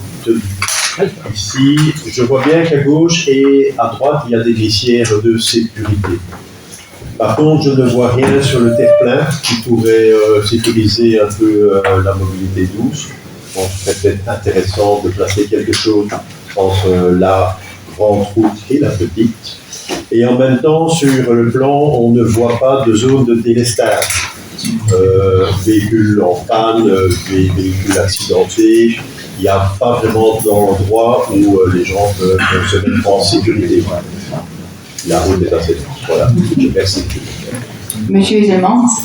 Oui, tant qu'on est sur la mobilité douce de la voirie, c'était une remarque qu'on avait, de mettre une séparation entre la grande route et celle de la mobilité douce. Et par ailleurs, je voudrais questionner par rapport à la largeur que vous avez prévue pour la piste cyclable. Lors de la réunion par exemple, de concertation, il est répondu que vous aviez prévu 2,50 m parce que c'était ce qui était demandé dans la sécurité wallonne. Alors que dans la sécurité wallonne, on prévoit 2,50 m pour des pistes cyclables bidirectionnelles et non pas des pistes cyclopétonnes bidirectionnelles. Donc, est-ce que vous envisagez de modifier cette valeur, sachant que la sécurité prévoit 3,20 m minimum et 5,50 m conseillés pour une piste cyclopétonne bidirectionnelle. Merci. Madame Van Odenack. Le micro. Alors, pourquoi le permis ne contient-il aucun plan clair de valorisation et de réutilisation des terres de découverture à long terme? Est-ce qu'il y aura un plan de gestion des déchets qui sera enfin établi, puisque c'est demandé par la région Wallonne? Que faites-vous aussi des résidus du nettoyage des cubes de la cimenterie Holcim? Et que comptez-vous faire des terres de découverture excédentaires qui ne pourront pas être ajoutées sur les mottes? Est-ce qu'il n'y a pas encore des parcelles qui vous appartiennent et qui ne pourraient pas être utilisées pour déverser ces terres excédentaires? Ou alors est-ce que les parcelles de la carrière qui ne sont pas utilisées et pas prévues dans le permis en tout cas seront revendus. Vous pouvez commencer à répondre aux questions.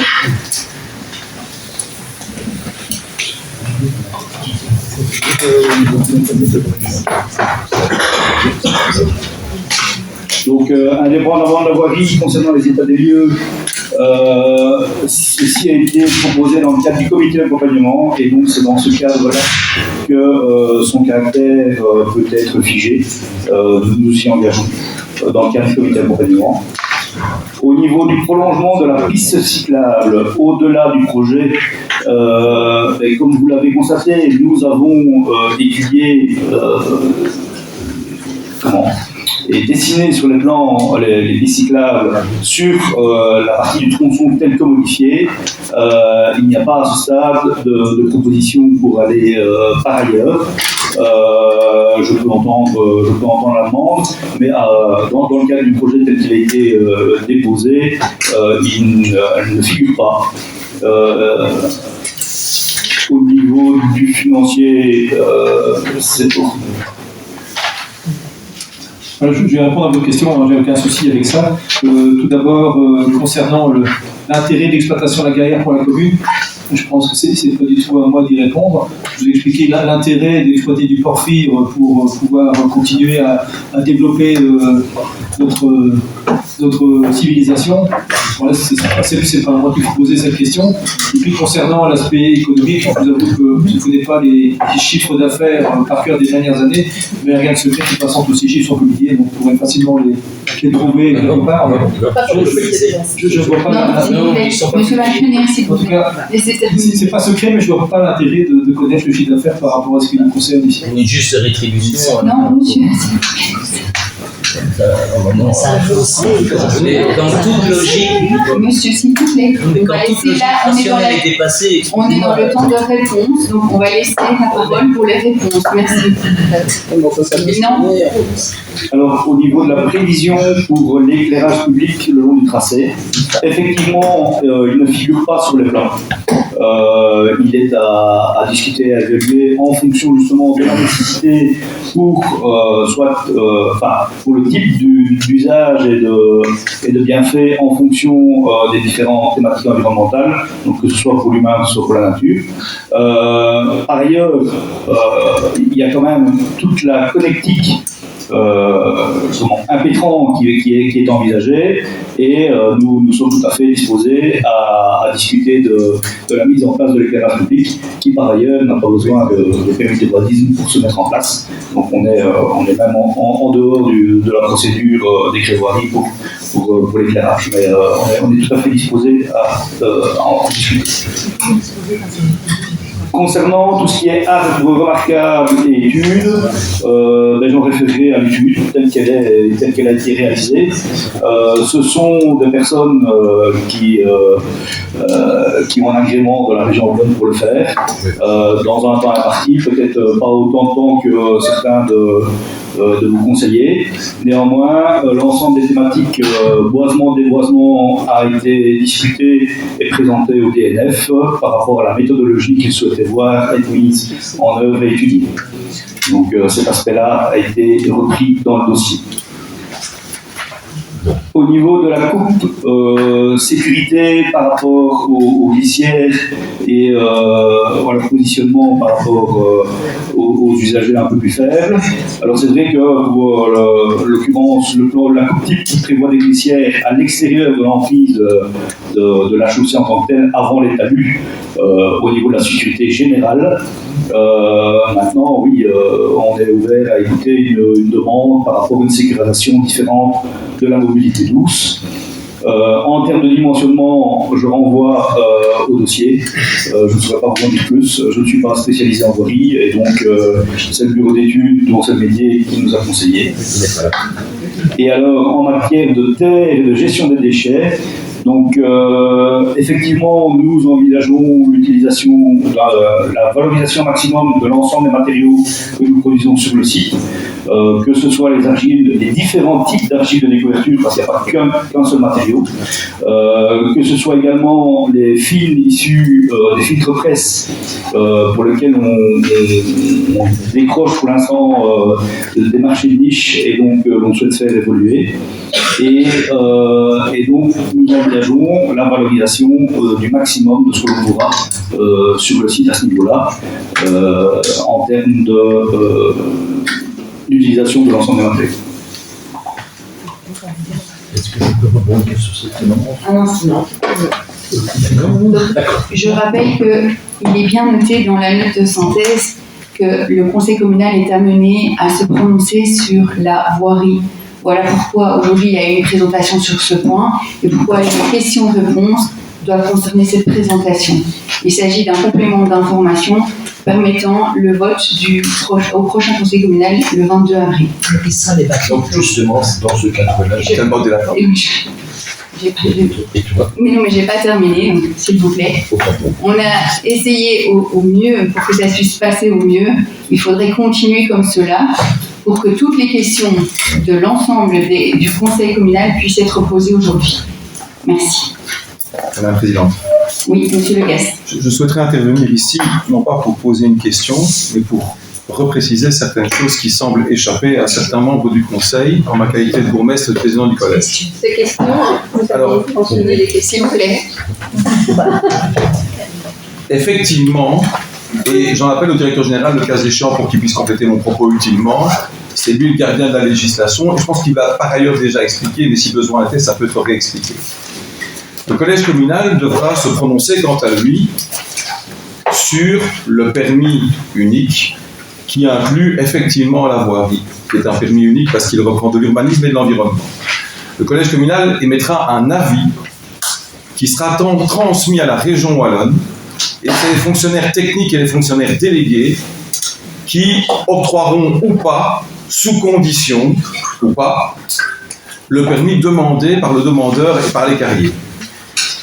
Le cas échéant, le demandeur ou la commune ou les riverains, ou tout un chacun d'ailleurs, pourra aller en recours contre l'octroi de ce permis devant le ministre de la région wallonne compétent, devant le gouvernement en réalité, mais c'est le ministre compétent qui donnera une orientation. Il y a une chambre de recours.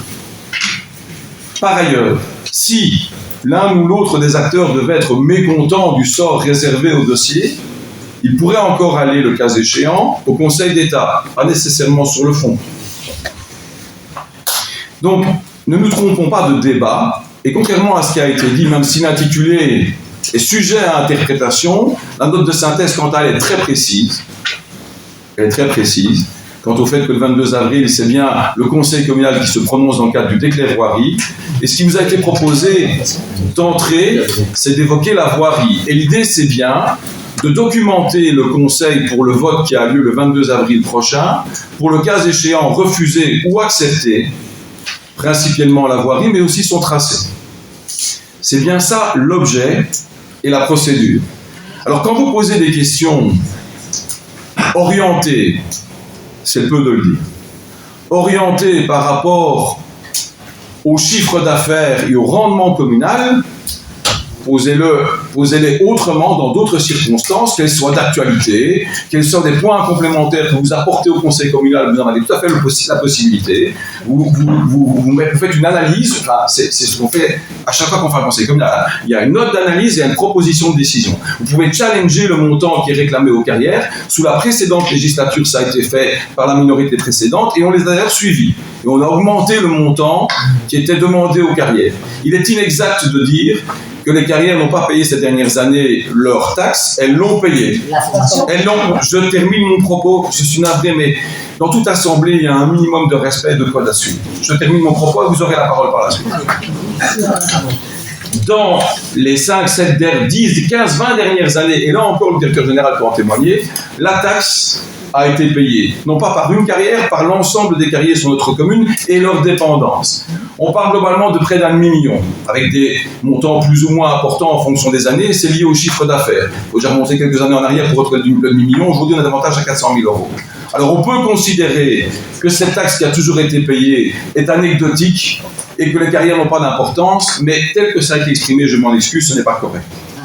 Et ce n'était pas l'objet de la réunion aujourd'hui, je m'en excuse également. Madame Kerkoven, on va essayer de se limiter aux réactions ici pour qu'on puisse continuer aux questions, après les questions sur la voirie et libérer les personnes qui sont venues. Madame Kerkoven. Je voudrais juste rajouter que les informations des montants de la taxe, nous les avons reçues de l'administration communale. Donc on ne s'avance pas sur des chiffres que l'on ne connaît pas. Ici, c'est vraiment des chiffres que nous avons reçus de votre part. Alors, soit il y a une erreur dans l'administration, soit les chiffres ne sont pas corrects, mais en tout cas, c'est des informations qui ont été fournies par mail et c'est celle-là qu'on a relayée. Et en ce qui concerne aujourd'hui, je pense que le permis est impactant pour tous les habitants de Rebec et qu'il avait au moins, il aurait fallu avoir la possibilité de pouvoir poser nos questions sur l'ensemble du permis et pas juste sur la voirie, qui quelque part sera débattue le 22 avril. Et donc je ne vois vraiment pas pourquoi, puisque Adelbert Mathias est présent, pourquoi on ne peut pas leur poser des questions qui parlent du permis, puisqu'ils sont là. Voilà.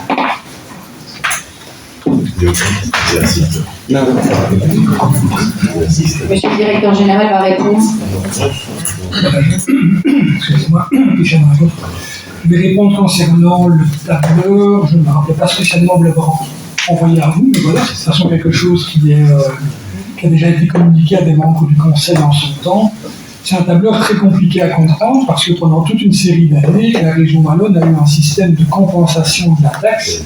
Donc il faut être bien attentif. Si vous avez des difficultés pour l'interpréter, venez nous voir. On passera le temps qui est nécessaire pour vous l'expliquer. Le tableur, c'est pas qu'il est établi justement pour avoir un chiffre fiable suite à des demandes répétées autour de cette table sous l'ancienne mandature. Et donc, à part peut-être l'année où on a changé le système de taxation et où il y a eu un décalage dans la taxation, toutes les autres années, la commune a reçu soit directement des carrières par la taxe enrôlée, soit par la compensation payée par la région Wallonne, a reçu le montant correspondant à la taxe sur les carrières.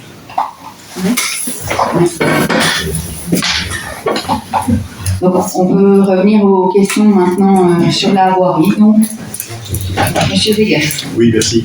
Et c'est bien sur la voirie.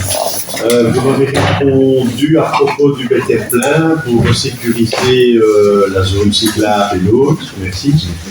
Par contre, je n'ai pas eu de réponse sur les zones de délestage ou zones de secours pour des véhicules accidentés en panne. Merci. Ok. Autre question? Monsieur Maillard. Donc je voulais malgré tout rebondir, parce que vous allez voir que ma question correspond au cadre qui était imposé. Donc vous parlez des terres de découverture, vous avez, on voit même dans le dossier, je vois des questions de recherche en cours pour les valoriser et tout ça. Et donc on peut imaginer que vos chercheurs vont trouver et que les volumes de terres de découverture ne sont pas ceux prévus initialement. Or, on nous demandera prochainement de supprimer une série de voiries qui seraient susceptibles de disparaître sous les terris de terres de découverture. Et donc, je ne vous demanderai pas à quelle vitesse travaillent vos chercheurs, mais je suis surpris qu'on demande déjà maintenant de supprimer des voiries, or qu'on s'engage, ou en tout cas qu'on essaye de diminuer au maximum la taille finalement de la motte. Si on diminue les... Et donc il y a des voiries qu'on vous nous demanderez probablement de supprimer, or que ce ne sera peut-être pas nécessaire. Et quand je dis voirie, j'entends chemin, sentier pédestre, y compris, pas uniquement route automobile bitumée. Je vous remercie. Merci. Madame Maturelli. Ma question évoque aussi le décret voirie et comme vous l'avez précisé lors de la présentation, le décret voirie, outre la suppression de la grève Léon Jacques et la création d'une voirie de substitution, prévoit également la suppression de différents sentiers et chemins. Plutôt qu'une suppression pure et simple des différents sentiers, est-il envisageable de créer en concertation un ou plusieurs sentiers qui viendraient en compensation des sentiers qui seraient supprimés, sentiers qui viendraient en complément de la réhabilitation nécessaire du sentier comestible. Merci. D'autres demandes? Madame Demaret. En fait,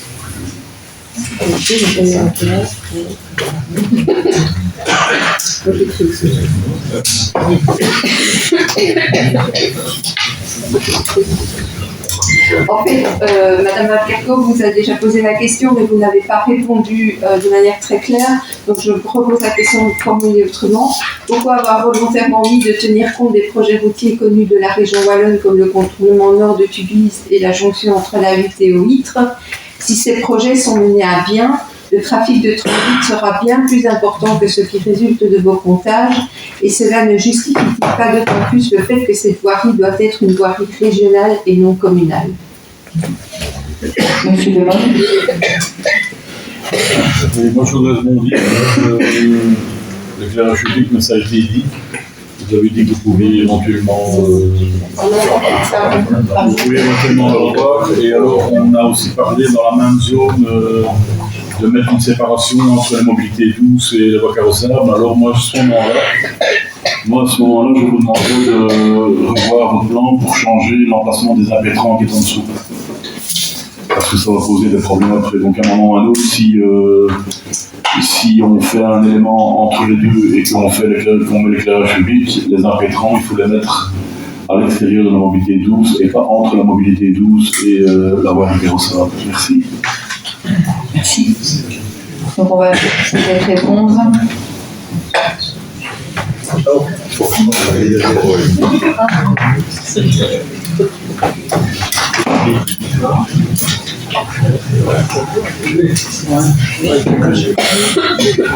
Alors, la première question que j'ai notée concerne la zone de délestage. Je rappelle qu'on est dans le cadre du remplacement d'une voirie communale, gabarit communal, avec une autre voirie communale, gabarit communal. En règle générale, il n'y a pas de zone de délestage prévue sur ce type de voirie communale. Il y aura juste une possibilité qui pourrait être ouverte. Il y a un emplacement de bus qui est prévu au niveau des arrêts de bus qui sont prévus au niveau de la connectique Cruiserman qui pourrait éventuellement faire objet de zones de dégagement. Et il y a également la connectique de secours sur lequel, avec très peu d'aménagements particuliers, on pourrait avoir une petite zone qui permettrait de pouvoir s'évacuer. Maintenant, pas certain que le véhicule qui tombe en panne tombe réellement en panne directement à cet endroit-là. Donc, on ne peut pas prévoir de zone de délestage le long toute la voie. Au niveau des terres de découverture, effectivement, donc on pousse à valoriser un maximum dans le cadre de l'économie circulaire et de l'utilisation parcimonieuse des ressources. Au niveau de la zone actuelle, on est de la carrière actuelle, on fait face à une hauteur maximum de l'épaisseur de terre de découverture. Et donc, la problématique qui se présente à nous, elle est sur le court terme. Et donc, c'est vraiment sur le court terme où on a besoin de zones de stockage supplémentaires. Et donc, dans la partie terre de découverture et stockage de terre de découverture et de stérile, il y a effectivement une voirie carrossable qui est le chemin de Malpensé et un autre sentier qui est beaucoup plus à l'est côté du château d'eau qui sont concernés. Et donc, comme la problématique se présente à court terme, la suppression du chemin de Malpensé, il est inévitable. Donc, voilà. À ce niveau, à aujourd'hui, à part la maximalisation du volume de valorisation de ces terres, je n'ai aucune garantie non plus de marché de ces terres et de ces bouchers. On a, comme je vous l'ai dit, des marchés de niche qui se présentent et on s'engouffre dedans pour les développer, mais on aura besoin de la zone. Et si on peut stocker moins que ce qu'on aura prévu, ce sera tant mieux pour tout le monde. Point de vue des différents sentiers et chemins qui vont être amenés à disparaître, Donc, côté nord de la future voirie, donc entre l'actuelle grève et le futur tracé, ben là, l'ensemble des sentiers et chemins vont se situer dans la fosse d'extraction. Donc, fatalement, on ne va pas les modifier. Par contre, c'est bien pour ça qu'on avait prévu la connectique Motu à l'extérieur du tracé actuel pour pouvoir reconnecter les sentiers, les Motu de l'extérieur et pouvoir leur permettre de continuer en périphérie du site. On est tout à fait ouvert à la discussion de réouvrir les sentiers et les chemins, notamment au niveau de la mode de stockage. Il faut savoir que dans le Tournaisis, on a un projet justement de réalisation d'une motte de stockage qui est en cours, qui a été faite en partenariat avec la ville d'Antoine et qui aura pour destination un retour au public avec l'installation de circuits piétons, des pistes cyclables, des aménagements de type belvédère, aussi avec la vue sur les carrières. C'est quelque chose qui peut s'envisager à partir du moment où on trouve des partenaires qui en sont demandeurs. Pour les autres projets, les alternatives, je vous renverrai au dossier, puisqu'il y a eu plus de 7 alternatives et il a envisagé les contournements au nord de Tubize comme potentiels. Donc, ces études de projets ont été analysées dans le dossier. Quant au niveau du positionnement des impétrants, ben, j'en prends bien note. Et effectivement, si on installe une barrière de sécurité au-dessus d'une tranchée commune, il y a des risques à ce niveau-là. Et bon, on est sûr du souterrain et on peut tout à fait envisager de les placer à un endroit adéquat dans le cadre de l'emprise de la voirie telle qu'on l'utilise. Merci.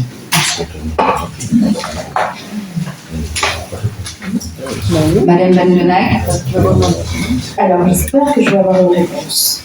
Et je précise que c'est une question liée à la voirie et aux voiries en général, au cas où on essaierait de me pièger. Donc, la question concerne les horaires de chargement de 4h du matin, alors que d'autres carrières ouvrent plus tard. Est-ce que vous avez évalué l'impact de ces horaires, qui sont très, très matinaux, sur la tranquillité publique de toute la commune? Et si oui, où se trouve cette analyse dans l'étude d'incidence? Merci. Autre question. Madame Ankerkoven.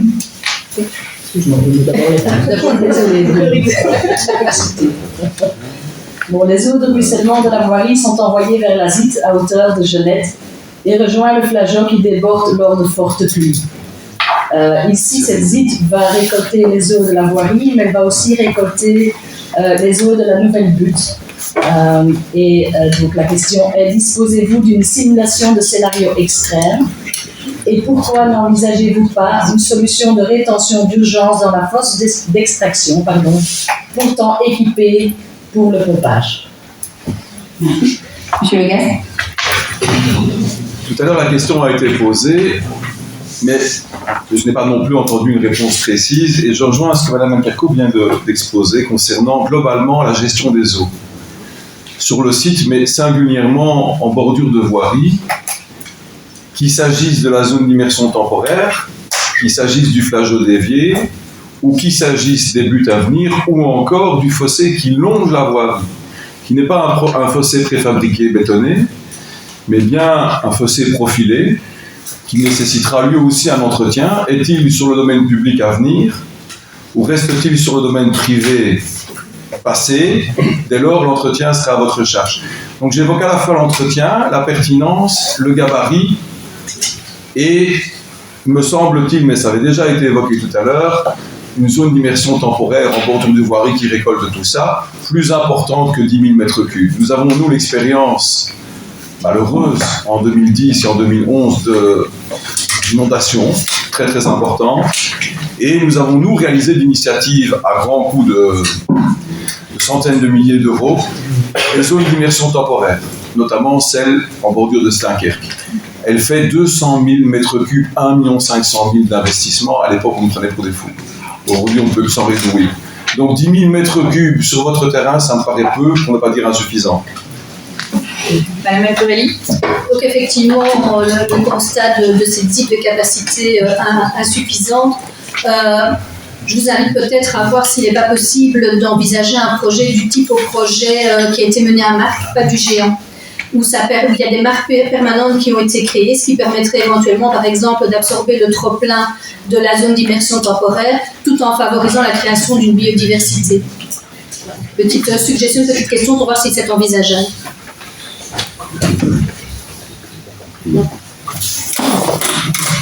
Question voirie. Sans. Pardon. Oui, j'ai eu la parole, je pensais que. Sans analyse origine-destination lors des comptages, comment pouvez-vous démontrer que cette voirie répond aux besoins des Rebecquois et pas uniquement au trafic de transit? Comment s'assurer que le trafic de transit empruntera bien la voirie et pas le centre-ville? Monsieur Vert. Oui, en fait, vous avez on t'entend pas.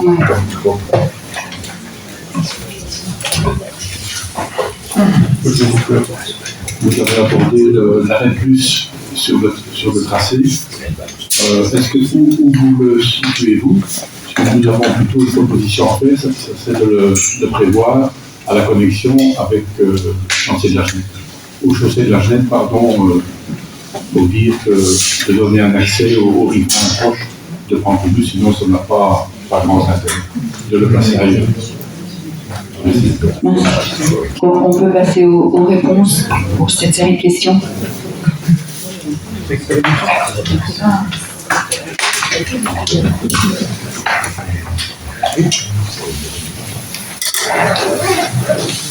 Je vais répondre à la première question concernant les horaires d'ouverture de la carrière, en tout cas les horaires de livraison. Il faut savoir que dans la grande majorité des carrières, les portes sont ouvertes à 4h30 le matin. Il y a quelques exceptions dans les tout petits sites, sinon tous les sites dont je m'occupe s'ouvrent bien à 4h30. C'est une volonté de la part des clients qui doivent être chargés et pouvoir être présents sur le chantier juste après 5h du matin. Ça permet de faire évoluer tous les chantiers aux horaires qui sont convenus un peu partout. Et aussi bien les concurrents que nous font la même.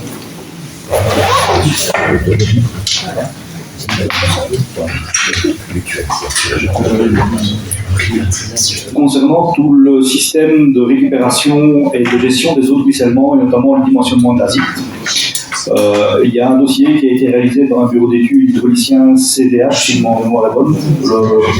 Et donc, je vous invite à retourner le livre et de voir que les différents scénarios ont été envisagés, que ce soit avec l'adaptation de la nouvelle voirie, que ce soit avec la création des buts, et que ce soit avec l'avancement de la fosse qui va, elle aussi, modifier les bassins hydrographiques qui sont concernés. Alors, donc le dimensionnement, on l'avait dit, ben tiens, oui, c'est pas 10 000, c'est 13 485 mètres cubes qui a été dimensionné sur base de modèles qui ont été réalisés par ce spécialiste. Sur des cas défavorables, sur des retours de pluie à 100 ans, je vous passe l'ensemble des détails, mais tout ça a été réalisé dans les règles de l'art par ce spécialiste. Je peux entendre que 13 000, ça ne parle peut-être pas, peut-être que ça devrait être 15 000. Je n'ai pas fait les calculs, je me fie à ce spécialiste. Au niveau de l'infiltration et de la gestion des eaux, il faut savoir que la cellule Gisère, qui est déjà venue sur le site, avec qui on a déjà discuté et qui nous avait déjà fait des recommandations préalables à l'introduction du dossier, privilégie les fossés infiltrants par rapport à tout autre mode de fossés artificialisés, notamment pour gérer la particularité de l'infiltration en amont. Et il faut savoir que le flageot qui va être dévié en pied de talus de cette nouvelle voirie va, avant d'arriver à la ZIT, devoir transiter par un passage souterrain. Donc il y aura déjà une canalisation entre le flageot amont et la ZIT, ce qui fait qu'en cas de pluie exceptionnelle, il y aurait un débordement en amont côté carrière avant d'arriver au niveau de la ZIT. Et donc la recommandation de la cellule Gisère, c'est d'avoir des volumes suffisants pour pouvoir aussi gérer un flux d'évacuation en termes de litrage par seconde qui est prédéfini par leurs recommandations. Et vous le verrez en relisant le dossier du spécialiste en hydraulique, qu'à partir d'un moment où on a des pluies d'une telle importance, Les débordements se font bien plus rapidement que le remplissage de la ZIP en amont. Et donc, c'est une particularité qui est intéressante sur le document. Si j'en reviens au comptage, origine, destination et le besoin de revoir, je pense que, effectivement, je vous confirme qu'on n'a pas arrêté chacun des 8000 véhicules jour pour leur demander d'où ils venaient, où ils allaient. C'est un fait. Nous n'avons pas fait. Est-ce que ça répond aux besoins des Rebecquois? Je pense que le débat dépasse cette question. En tout cas, l'approche qui a été menée dans le dossier dépasse cette question. Et la réponse se trouve dans la réponse du dossier, le fait qu'il y ait une voirie qui a été proposée. Et donc, concernant l'arrêt de bus, le positionnement près du rond-point de la rue Zaman, il a effectivement été proposé par le TEC lui-même, qui a été consulté par le bureau d'études. Il faut savoir que le seul arrêt de bus sur le tracé actuel correspond à l'arrêt de bus Sentier des Buts. Et donc, sur base de la présentation du tracé, le TEC s'est prononcé sur le positionnement de l'arrêt de bus à côté de rue Zaman. Je peux entendre votre demande par rapport à la chaussée de la Genève, mais alors ça doit être discuté avec le TEC pour voir quelle est la pertinence. Pour rester conforme à notre ROI, on va essayer de privilégier les conseillers qui n'ont pas encore posé leurs questions, enfin leurs deux temps de parole, voire trois, puisqu'on en a accordé un troisième exceptionnellement. Oui, Madame Demaré. Donc ma troisième question, et je n'ai pas trouvé la réponse dans le permis, c'est pour ça que je me permets de vous poser la question. Pourquoi aucune charge d'urbanisme n'est-elle prévue alors que la carrière est située en zone densément habitée? Je pense, en mentionnant cela, à la jonction cyclable de la rue de Rebec. Lors de la réunion de concertation, vous avez invoqué le fait que ça sortait du périmètre du permis, mais les charges d'urbanisme peuvent servir à financer des équipements à proximité ou dans un périmètre plus large tant qu'il y a un lien raisonnable avec le projet, ce qui est le cas ici. Donc je me permets de vous dire que l'argumentaire là me semble un peu léger. Est-ce que vous pourriez répondre à ma question? Si. Merci. Monsieur Mayer. Merci. Pour revenir au flageot, donc sauf erreur de notre part, dans le cadre de la déviation du flageot, nous ne trouvons pas dans le dossier de rapport de concertation obligatoire selon l'article R72 du Code de l'eau, de concertation avec l'EDNF, pas plus qu'avec le département environnement et eau du SPW, agriculture, ressources naturelles et environnement. Est-ce que c'est un oubli? Parce que vous parliez de la cellule Gisèle, mais moi, je sais pas, quand j'entends que le flageot va être canalisé, mais aussi mis en souterrain, je voulais savoir si la DMF était au courant de cette. Enfin, le DEE, si ces différentes instances sont au courant et ont marqué le raccord. Merci. Madame Anchini.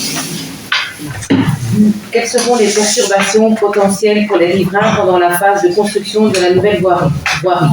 Bruit, circulation des engins, accès aux propriétés, etc. Quelles mesures seront prises pour minimiser ces nuisances? Merci. Monsieur Isolement.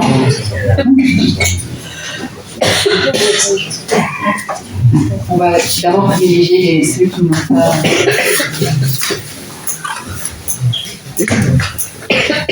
Madame Van Odenac pour une dernière question.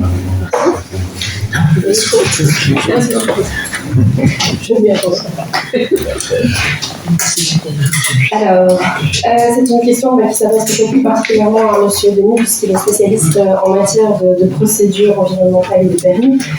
N'avez-vous pas les craintes que cette procédure soit déclarée irrégulière au vu de tous les couacs qui ont eu lieu pendant l'enquête publique? Adresse mail dysfonctionnelle ou en tout cas une capacité limitée et qui ont potentiellement pu empêcher les citoyens de s'exprimer dans des conditions équitables et transparentes. On peut donc passer aux réponses.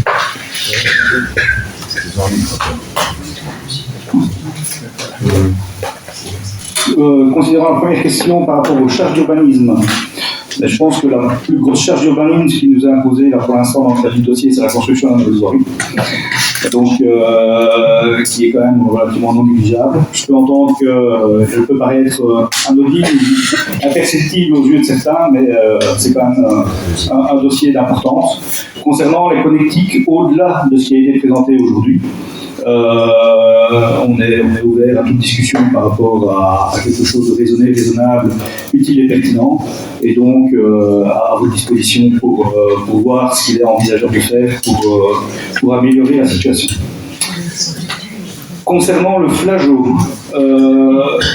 donc le flageot est comment on dit, un ruisseau, mais je pense qu'il n'est pas catégorisé. Et donc, dans le cadre du dossier global, l'ensemble des avis ont été sollicités pour toute une série de thématiques auprès de plusieurs cellules. Le DNF, comme je vous l'ai dit, a été impliqué dans le cadre du dossier plantation, replantation, boisement, déboisement, et toute une autre série d'avis du SPOE seront sollicités, donc ils ne manqueront pas de remettre leur avis par rapport au dossier qui est demandé. Et n'oublions pas qu'on est dans une procédure de demande de permis, et donc à aujourd'hui, il faut attendre la décision pour connaître de la suite par rapport à cela, et donc je n'ai pas de certitude aujourd'hui, de papier signé comme quoi le détournement du flageot va être repris. On est dans le cadre d'une demande de permis. Donc ça fait l'objet de l'étude et des avis circonstanciés qui vont être amenés à être délibérés par les fonctionnaires techniques, fonctionnaires délégués dans le futur, comme l'a expliqué M. le bourgmestre tout à l'heure. Au niveau des perturbations pendant la phase de construction, on voit bien que la construction d'une voirie va prendre un certain temps. Donc nous estimons qu'à ce stade, à l'aboutissement de la procédure, nous devrons réaliser le dossier technique qui nous permettra de le mettre en adjudication. On est ici dans le cadre du dossier de demande de décret de voirie de permis d'urbanisme, donc on n'a pas l'ensemble des détails du fin. Donc, par exemple, pour paraphraser une maison, je n'ai pas encore la couleur du carrelage. Donc voilà, on verra pour la suite.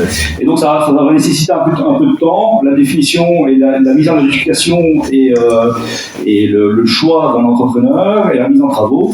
Et donc dans ce cadre-là, je pense qu'on mettra tout en œuvre pour améliorer et continuer la discussion positive, pour diminuer les impacts, mais il est bien évident que la majorité de la voirie pourra être reconstruite sur les terrains propres avant d'envisager une quelconque perturbation sur les connectiques actuelles. Et donc par rapport à la procédure, toute procédure est une procédure qui suit son cours. Vous m'apprenez qu'il y a eu des problématiques au niveau des adresses mail, je n'en ai pas entendu parler, donc merci pour l'information. Qu'elles soient déclarées irrégulières, j'imagine qu'il y aura un suivi par les fonctionnaires techniques et les fonctionnaires délégués, et que d'autres instances seront peut-être amenées à se prononcer. Je vais donner la parole à M. Legas pour des précisions par rapport à la procédure. C'est vraiment complémentaire à ce que M. Denis vient de dire. Les différents fonctionnaires et les différents services de la région seront amenés à solliciter des avis internes à la région, outre l'avis de la commune, qu'il s'agisse du collège pour le permis unique ou qu'il s'agisse du conseil pour le décret voirie. Donc nous remettons des avis dans les deux cas. Même la décision du Conseil du 22 avril, quelque part, n'a pas valeur d'octroi de permis. C'est une décision nécessaire dans le continuum de la procédure par rapport à la suppression et à la création, que les choses soient claires. Et par rapport au code de l'eau, il en est de même. Si les fonctionnaires régionaux, quand ils réceptionnent la demande de permis unique, estiment nécessaire de solliciter le demandeur et l'administration régionale en charge pour voir s'il y a lieu de faire le nécessaire en termes de procédure par rapport à la déviation du flageot, ça leur sera imposé. Donc que les choses soient claires, c'est pas à notre niveau, et certainement pas aujourd'hui ni même le 22, qu'on doit nous prendre attitude sur la nécessaire procédure à activer par rapport à la déviation du flageot. Néanmoins, les fonctionnaires régionaux pourront déceler cette éventuelle carence dans le dossier et renvoyer, le cas échéant, les demandeurs à la procédure additionnelle par rapport à la déviation du flageolet. Mais ce n'est pas de notre ressort, et certainement pas aujourd'hui, ni même le 22 prochain. Mais c'est bien d'avoir relevé la chose, c'est important, me semble-t-il. On a tous évoqué, enfin quelques-uns avons évoqué le flageolet, la problématique des eaux, bien connue sur notre entité, malheureusement. J'ai envie de dire. Une question de procédure. Oui, M. Mayer. Oui, donc justement, au niveau procédure, moi je ne connais pas grand-chose en termes de charge d'urbanisme, mais pour moi, dans ma culture générale, une charge d'urbanisme, c'est quelque chose qui est demandé lorsqu'on délivre un permis. Et ici, vous nous dites déjà que la route est une charge d'urbanisme. Cette route, elle fait partie du projet unique. Ce n'est pas une charge d'urbanisme. Monsieur Je ne peux pas vous dire l'inverse. Le fait est que quand la région wallonne, les fonctionnaires octroieront ou pas la voirie, ou plus exactement le permis unique qui inclut la voirie, les fonctionnaires pourraient, le cas échéant, au-delà de la voirie qui est proposée finalement en création et en suppression par les demandeurs, le fonctionnaire pourrait, sur suggestion de la commune, le cas échéant, ou sur suggestion d'autres avis demandés par ailleurs, les fonctionnaires pourraient effectivement, additionnellement, prévoir une charge d'une autre nature au-delà de la voirie proprement dite qui est proposée par le demandeur. D'où une question tout à l'heure qui a été, je ne sais plus par qui d'ailleurs, peu importe, qui a été posée, de la connexion entre tantôt la Nationale 6 et l'extrémité de la voirie, et tantôt la rue de Rebec et l'autre extrémité de la voirie. Ce pourrait être des charges d'urbanisme, comme du cyclopiéton par ailleurs tout au long. Mais voilà, c'est une question de procédure, donc on s'est calculé. D'accord, que c'est pas une charge d'urbanisme. La route n'est pas une charge d'urbanisme. Okay. Oui, c'est étant donné qu'il n'y a plus de réelles questions sur la voirie, on va vous libérer. Merci beaucoup pour apporter toutes les réponses que vous avez apportées. Merci pour votre présence. Et bonne suite de soirée. Continue. Non, merci, s'il vous plaît.